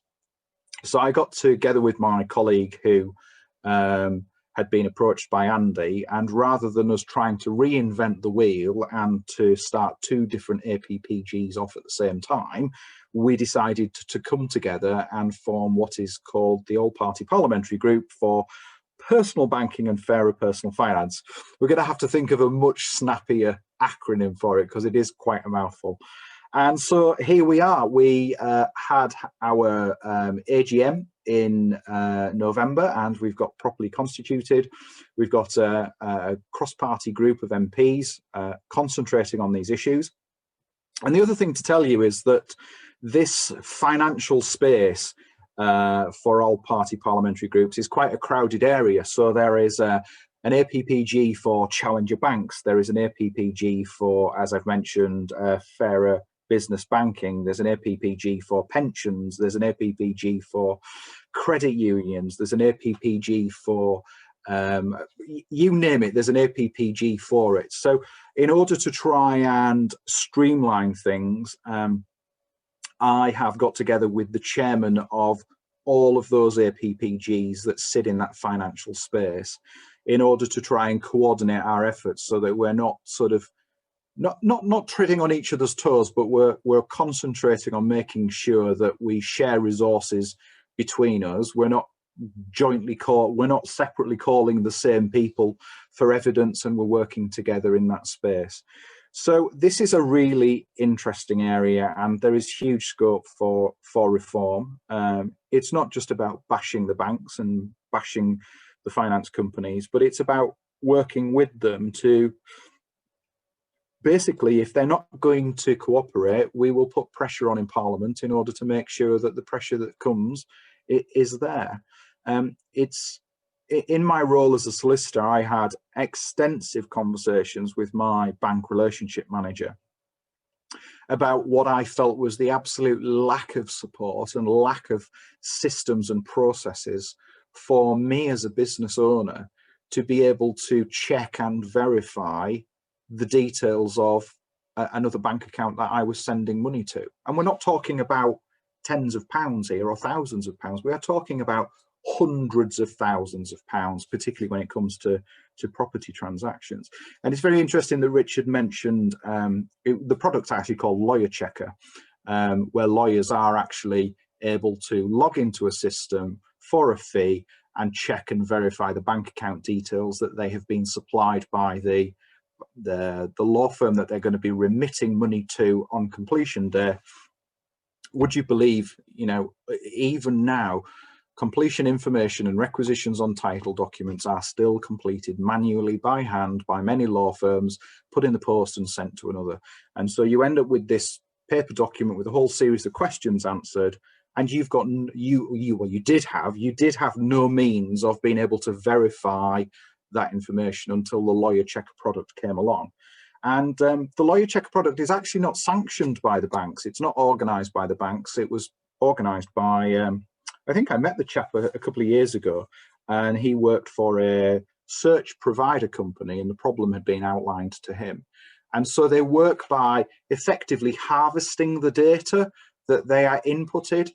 So each and every day when law firms are inputting the firms that they are checking against, the Lawyer Checker product is actually harvesting that data in order to be able to prove whose bank account details they have. So they don't even write to the company to supply it, which just simply goes to show how lax the banks have been in terms of being able to tackle this problem. If it was not for that creative person coming up with this solution, I'm not necessarily sure that we would have that solution. But it works reasonably well, and it checks the veracity of the details and the frequency with which they're searched on. So if I search the details on a law firm on a Friday, and then another firm does them on a Monday, and another firm does them on a Tuesday, and 3 firms do them on the Wednesday, they building a story about how many times that firm's bank account details have been searched. And that's what provides the verification of it, the very fact that they're being searched frequently. If you put the details in for a law firm and they are wrong, it will come back with a search telling you that that particular bank account doesn't match all the ones that have been searched before. So you're able to verify through that frequency. And as I said, I had many conversations with my banking relationship manager about the inadequacy of the products that the bank provides you in order to verify the recipient's details when you're transmitting money. And it's something that I have seen. I've seen firms lose money. I've seen clients, not my clients, but I've seen other clients lose money through this fraud, which is often simply perpetrated by somebody hacking an email account. And one of the things that I implemented in my firm was to encourage every property customer, every property conveyancing client to change their email account passwords at the point in time that they started their conveyancing transaction. Because what and I have actually seen this, it nearly happened to us, were it not for the the suspicious nature of a particular client. We had, so this is, what year are we going to be? This is December 2018. We had exchanged contracts for a client shortly before Christmas, and he was due to move in the January. We exchanged contracts, and we emailed him, as we had always done at that particular point in time, sending him a PDF document that contained our bank account details, telling him to remit the monies to us. So the email was not containing the bank account number and sort code, they were actually in an attached document. So our emails had a standard paragraph at the footer in large letters telling people to beware and check and ring and verify all those things.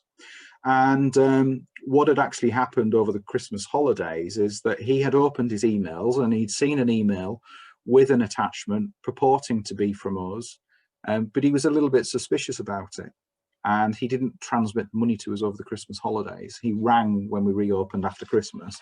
And it turned out, and this is quite interesting, again, referring back to student bank accounts here, his email had been hacked. It had been hacked for some months, and all of our emails were being moved into a separate folder in his inbox by the fraudster. And what the fraudster had done is that they had gone into our email, moved it into the folder that he'd set up for our emails. They'd overlaid a Lloyds bank account detail in the PDF for the property purchaser to put his details in. So when he opened the PDF that should be from us, it looked entirely genuine, were it not for there was some funny shading on it. So it, quite rightly, he called us in the January and checked and verified the details, and it turned out that it was incorrect. So we naturally reported that to our bank, and credit to Lloyds at the particular time, they did very rapidly investigate it. And it turns out that the bank account details belonged to a student, and student bank accounts are opened all the time by banks in return for incentives. And what it turns out that they do is that they, the fraudster will get hold of a student who's arrived in a new town at the start of term and say, go and open this bank account for us. We'll give you a sum of money to put in it. You'll get the incentive payment from the bank, and we will pay you a sum of money whenever some money's paid into it. And so the bank was rapidly able to close that particular bank account down. But it was such an easy thing to have done, such an easy thing to do. And if I can make a difference through the work of this all-party parliamentary group and highlight some of these problems and potentially lead to some reform in terms of the way that the banking industry approaches it and the regulators tackle and deal with it and highlight the risk that people out there are subject to, it will be a worthwhile cause.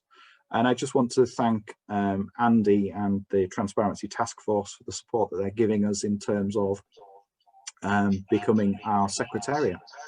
So thank you, Andy. Thank you for organising this evening. I've probably waffled on for long enough. I'm happy to take questions from people if they would like.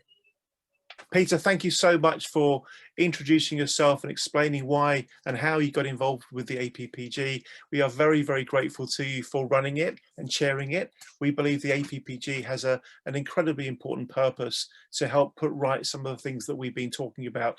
Does anybody have any quick comments or questions for Peter before we move on to our final speaker, Keith Brown? Pauline Creasy, hi Pauline, do two things for me. Briefly introduce yourself, as you weren't here when everyone else did that, and secondly, please put your question or comments to Peter. Thank you, Pauline. Hi, thanks Andy. Thank you, Peter, and also thank you to the previous speaker. It's really been most illuminating. I'm Pauline Creasy. I'm the chair of the Premier FX Liquidation Committee.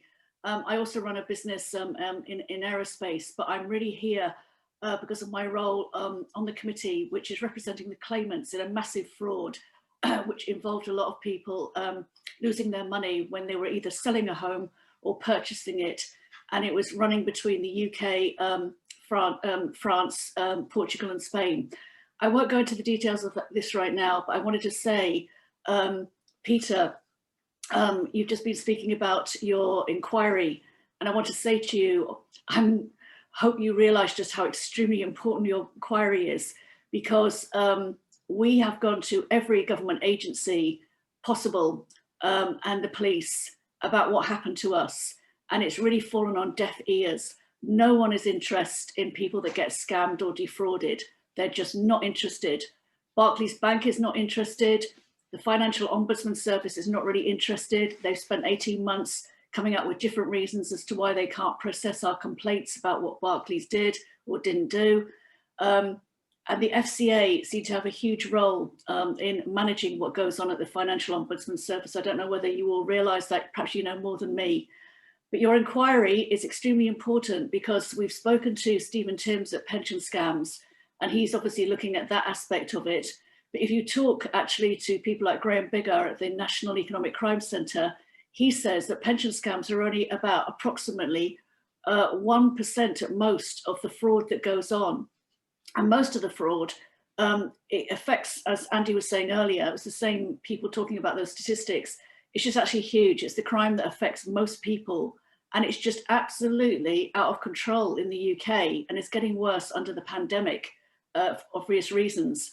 And I think it was Richard actually who was describing so well about the fact that the banks have got the capability, but are choosing not to use their technology and IT to scrutinise, particularly push payment frauds more closely. They have got the technology to do it. I work in technology and I know they've got it.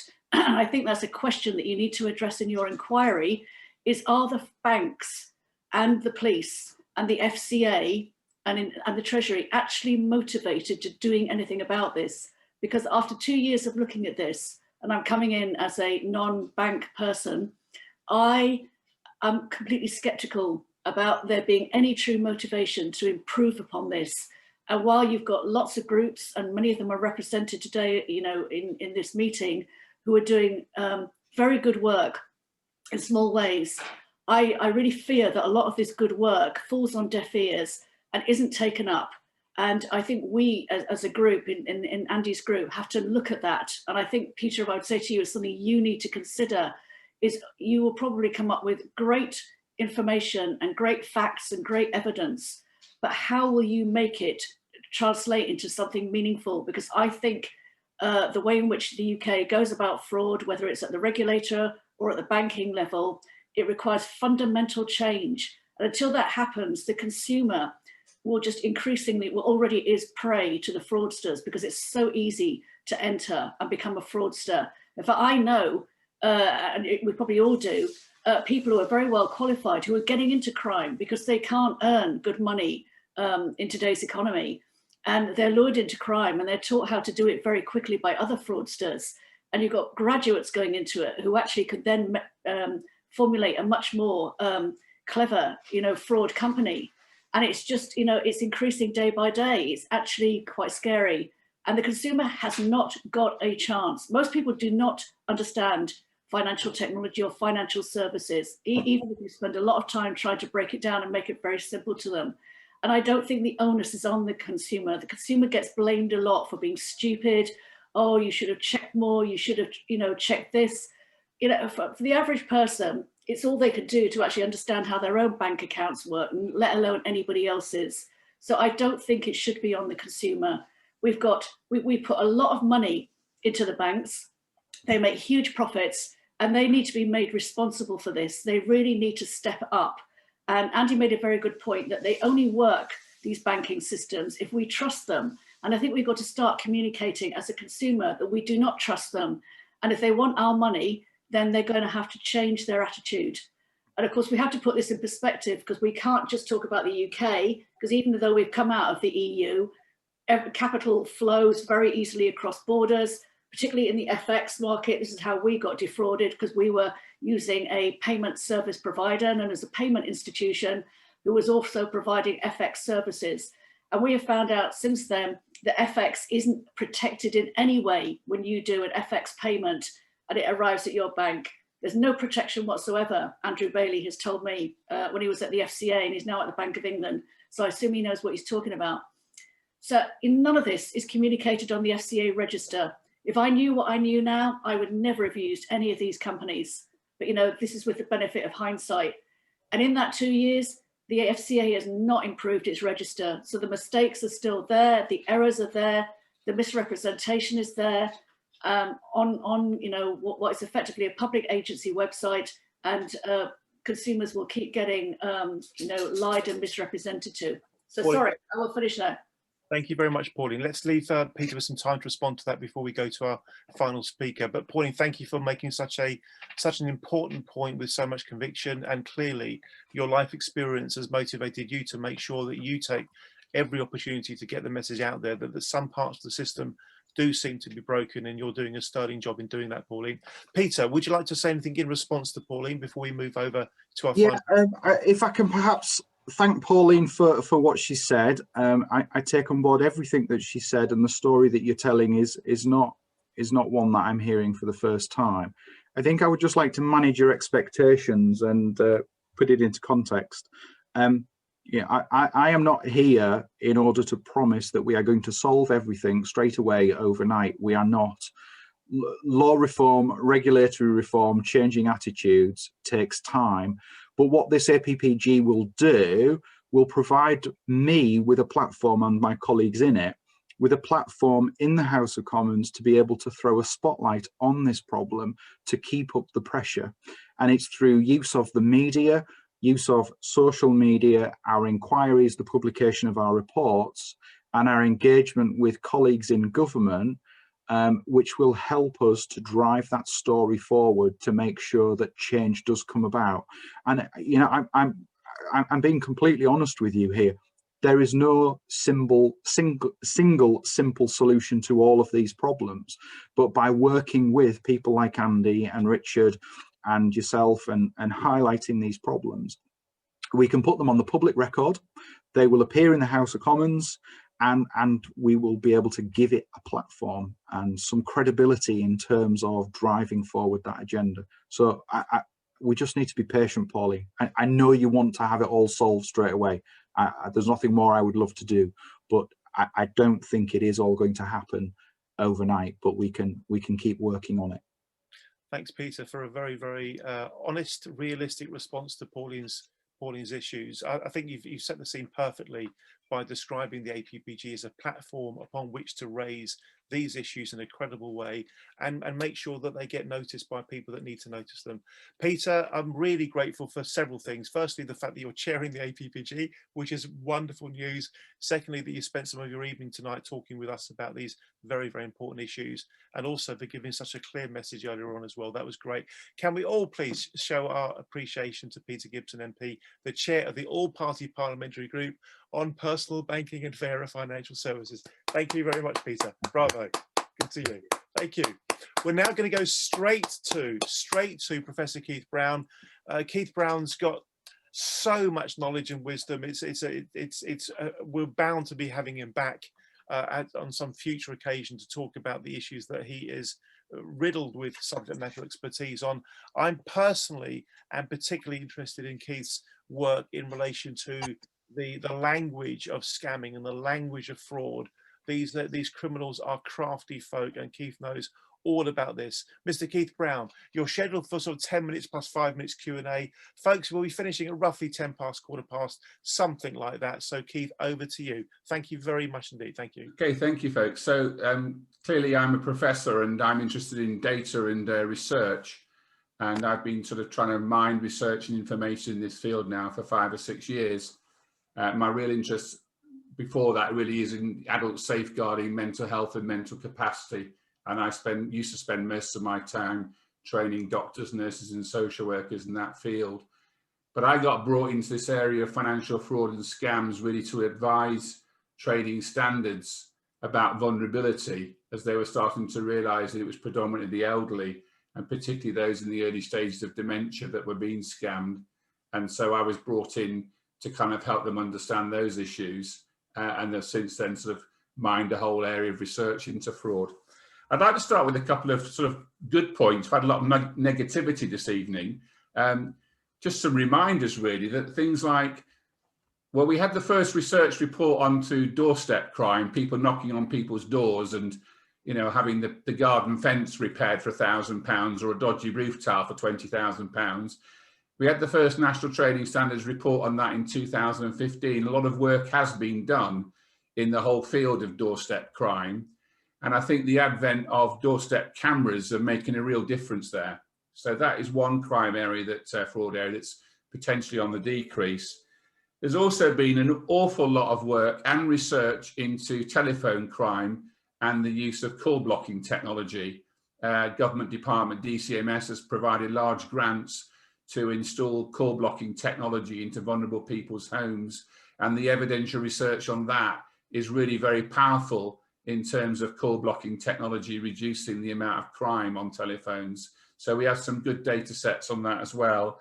And indeed also with postal technology, postal fraud, you know, we are intercepting far more frequently and far more effectively postal crime. But if that's the good news, probably the more negative news is that it's clear that a lot of criminals are now moving on to the internet, and you'll know this all the more than I do. Internet crime, particularly in the current lockdown, people having to use the internet for their banking, for their shopping and these sorts of things, particularly people that are not very savvy on the internet are particularly vulnerable. And that led me last year to do some work with Dr. Elizabeth Carter, who's a forensic criminologist, to look at what we called the persuasive use of language in fraud. How is it that criminals win over our, how do they break down our normal reticence or our normal reservations? How do they get into our minds to such a point that we are convinced to be defrauded? So how do romance scams work? What is the language that people use to try and convince you that you are credible? And I don't know if, Alexandra, you're going to be able to shove up the photograph of the front page of the report that we produced? Yeah, just a sec. Thank you. So we produced this report last year, and it's basically a report looking at the use of language by criminals and how criminals can actually use what we call persuasive language. And it's going to pop up, and it's downloadable from, it's in the chat there. You can download it from there, or it might come on the screen. And it's a pretty comprehensive kind of look at how criminals use language to persuade us. And the main point of this really is that all of the kind of pop-ups that coming from banks and from other people, all the education processes that we've been having to say, do not become a victim of a crime, frankly aren't working and will never work.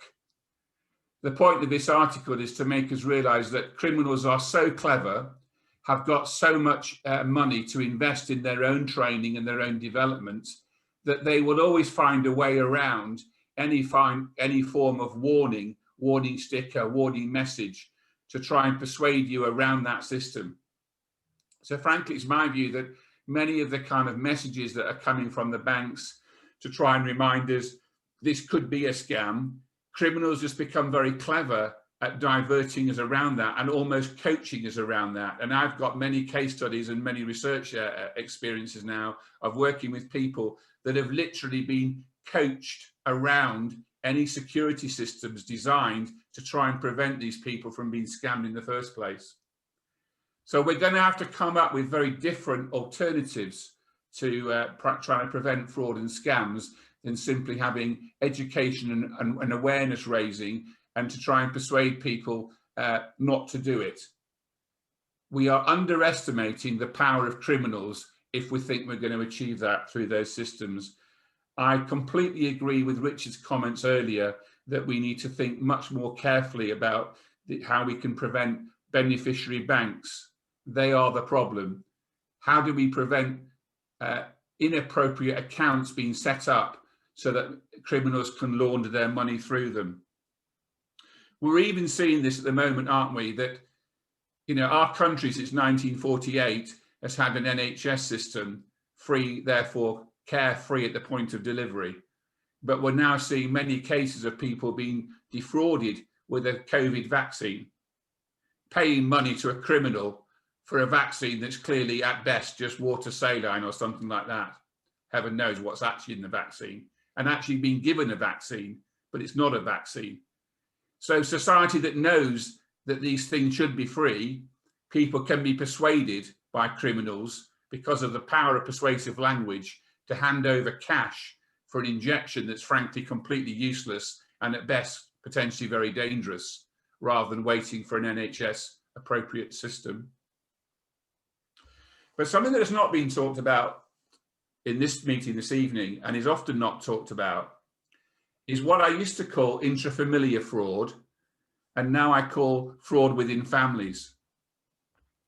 Every time I am involved in speaking and writing about this whole area, particularly working with social services departments, and when I'm on the TV or on the radio, my email box is personally full of people reporting to me stories of it was their brother, their sister, their auntie, their second cousin twice removed or whatever that has stolen great sums of money from within the family. Now, this takes me back to my early work in social work in child abuse. I don't know if you're aware, but it was only until 1979 that we didn't even use the term child abuse. We used the term a non-accidental injury. And we started to use the term child abuse in 1980. And then we recognised child sexual abuse in the mid to late 80s and child emotional abuse in the very late 80s. So in that decade, we went from talking about non-accidental injury to talking about child abuse and child sexual abuse. But in that decade, the assumption was that most abusers was some strange person, usually a strange man, hiding away at the bottom of the street wearing a dark, dangerous, dirty coat. And it's only really been in the last 10 or 20 years that we realised that most of the perpetrators of child abuse are actually family members, and certainly, if not family members, people known to the family. And it's my view increasingly that actually the majority of fraud in our country is not actually done by criminals, it's done within families. It's just that we know nothing about it. Nobody has done any research or investigation to look at the scale of fraud within families. And so we do need to start to open up that lens and to start to look a lot more carefully. Now, I don't know whether it's a sort of a vain attempt to try and avoid paying inheritance tax or hiding money so that we don't end up paying for care home fees by hiding the assets of your loved ones, of the view that you're going to inherit it anyway one day, therefore, why can't I have it? But it goes all the way up the scale. And some of the biggest frauds committed with the £1 million winners of premium bonds from NS&I are family members taking significant sums of money away from their winners within weeks or days, with frankly out their understanding, knowledge or permission, simply because they're often elderly people in the early stage of dementia, not understanding what's going on. And often the family are managing their finances anyway, often and usually without even having a lasting power of attorney for property and finance. They simply just do it. So those are my thoughts for you this evening, really, that we do need to consider much more the power and the persuasive use of language by fraudsters. Until we really get to grips with that, we're going to continually have this idea that pop-up things that will come on our internet accounts, on our phones, publicity campaigns will actually make a difference. Well, frankly, I don't think that's ever going to be the case. And secondly, that we do need to consider far more seriously the amount of fraud that's going on within families and friends. I hope you found that interesting. My research is heavily available from my website. All the all-party parliamentary reports that I've published in the past are there. I must catch up with you, Peter, at some point, because Conor Burns was the chair of the all-party parliamentary group for financial fraud and scams, and I wrote 3 reports for him over the past 3 or 4 years, but I'm not sure Conor's picked that role up, but I'm doing some other work, and I will be producing another APPG report exactly on this area of intrafamiliar fraud, and I'd like to speak to you about that at some point, because that might be a useful link up, so thank you.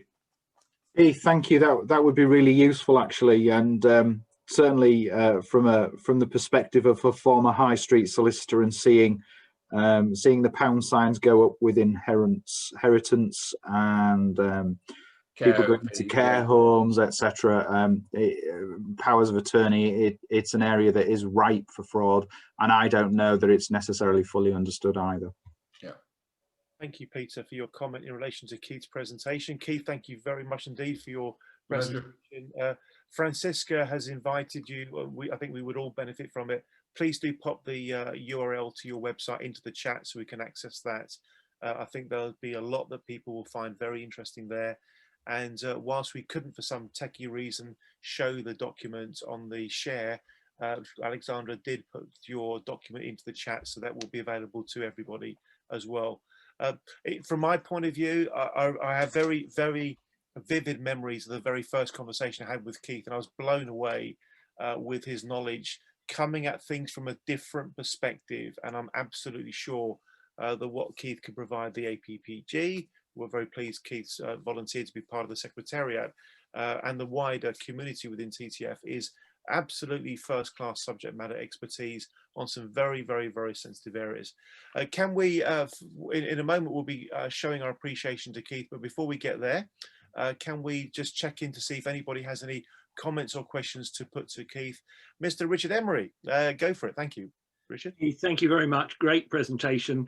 One thing on the question of what I call social engineering is, if anybody needs to be persuaded about the power of social engineering, it is the fraud teams in the banks who do not believe their customers have been victims. And in some cases, the Financial Ombudsman Service need to realise that actually these people did genuinely believe that what they were doing was the right thing to do. So this whole question of confidence and genuine belief ties in with what you're saying brilliantly and helpfully regarding the issue of social engineering and the use of manipulative language. So thanks for raising that. Let's see how we take that forward into the whole discussion. Really great point. Thanks very much. Thank you, Richard. And that's precisely why Dr. Elizabeth Carter and I wrote that document as kind of ammunition for you all to kind of use with those sorts of groups of people to say, you cannot carry on saying these people were foolish, stupid, or idiots. This is just not the case. Here is the evidence that actually refutes that. And actually we need to do something different to support these people. Thank you, Keith. Thank you, Richard. Would anybody else like to make a point? In which case, folks, I'm going to formally bring things to a close, but as is tradition with TTF meetings, we will leave the channel open until 8:30, just in case any of you want to kind of informally converse afterwards. So what I'd like to do at this point in time, folks, is invite everybody to show their appreciation to Keith for sharing some of his knowledge and wisdom this evening. Thank you very much indeed, Keith. Great job. Really, really great job. And thanks again for volunteering to be part of the all-party parliamentary group on personal banking and fairer financial services. We will find an abbreviation sooner or later. Great job, Keith. Let's also be grateful to the session that Peter Gibson ran, and of course Richard, our keynote speaker this evening. Richard, that really was a superb masterclass. I'm going to kind of formally bring everything to a close, but just a very quick reminder that the Transparency Task Force and all of the work we do is one way or another designed to help improve the way the financial system works. There's a wonderful phrase that we refer to time after time after time, which is that progress begins with realism. We need to have these open, honest, frank conversations about the reality of today so we can create a better tomorrow. You know, let's be constructively critical of the status quo with this explicit intention of finding solutions. Just moaning and groaning about things doesn't in and of itself achieve anything, but it can create a really worthwhile platform to make meaningful change. And some of you will be very familiar that the Transparency Task Force does have a strategy for driving change. It's about bringing together the thinking of two types of people. On one hand, those who have a sense of passion and purpose for the change we want to see, and also those who have the power and the position to make change possible. And the APPG sits exactly in the middle of those two groups, and that's why the APPG has the potential to deliver such valuable input over time. So thanks all very, very much indeed. Does anybody have anything they're itching to say before I formally bring the session to a close? But as I say, I will leave the channel open for those that want to chat after till 8:30. Just wave at me if you want anything to say. Mr. Mark Taber will go to you, and that will be our final point before we wrap the session up. Mark, thank you. Yeah, just quickly, if anyone didn't see it, or you probably haven't actually yet, there was a really interesting evidence session with the Treasury Committee this afternoon on their work on economic crime. And Graham Bigger was there from the Director General of the National Economic Crime Centre. It's really worth watching. And one of the things that came out of this, and I think you mentioned it earlier, Andy, is that financial fraud is now 33% of reported crime in this country, and only 1% of police resources is dedicated to it, which is a real eye-opener. And one of the points Graham Bigger was making was that no way in the world is enough resources ever going to be thrown at this to pursue these people out of business. And I think Harriet Baldwin and Angela Eagle made an excellent point. At the moment, action fraud is only treating as actionable 1% of the cases that get reported to it. So it's become a zero risk career choice, highly lucrative career choice for a lot of young people now to engage in financial fraud and crime. And I think another thing Graham said was that the main way to do this is going to be through prevent. And that means forcing banks and search engines and social media companies to play their part in starving scammers out of existence. Because if they cannot take money and they cannot promote online, they cannot exist. And that is the point. And at the end of the day, I think that's where governments have to stand up, because at the moment, the social media companies and the banks have too much influence with government. Just a small example, everyone from the FCA to the police, to Which, to myself, the media, has been screaming for financial harms to be included within or financial scams to be included within the online harms bill. They haven't been included. And the reason is that big tech, Google, Twitter, etc., Facebook, is in the ear of governments about it, saying it's not proportionate, it's too much. I wouldn't be surprised if one of the reasons why the regulators have gone soft touch on the banks in recent years on anti-money laundering breaches and other things that they're not doing that they should be to help prevent this, is again that the banks are in the ear of government, that it's too much, we don't want it. So I think that, for me, I think that when you listen to this has to be done through prevent, and that's through banks and on big online platforms playing their part to stop it. And I think to do that, government's going to have to stand up to them rather than pander to them. Thank you, Mark. And you make reference to the economic crime consultation. In today's Transparency Times, we had a link to the TTF consultation response, all written by Richard Emery, our keynote speaker this evening, for which we are very, very grateful indeed. Thank you, Mark, for your final comments there. Okay, that's it, folks. I'm going to formally bring the session to a close. Thank you all very much indeed for your participation today. It's been great, superb input from the speakers. The session has been recorded, so hopefully those that weren't able to join us will be able to watch it in due course. But I'll leave the chat open for those of you that want to hang around and loiter with intent, so to speak. Please do so. Thank you very much, Keith Brown, Professor Keith Brown, I should say, Richard Emery, and of course, Peter Gibson, MP. Thanks all for your input tonight. And that's it, formally wrapped up the session. Let's just go to informal chat now for those that wish to. Thank you very much. Thank you. Cheers all. Good night.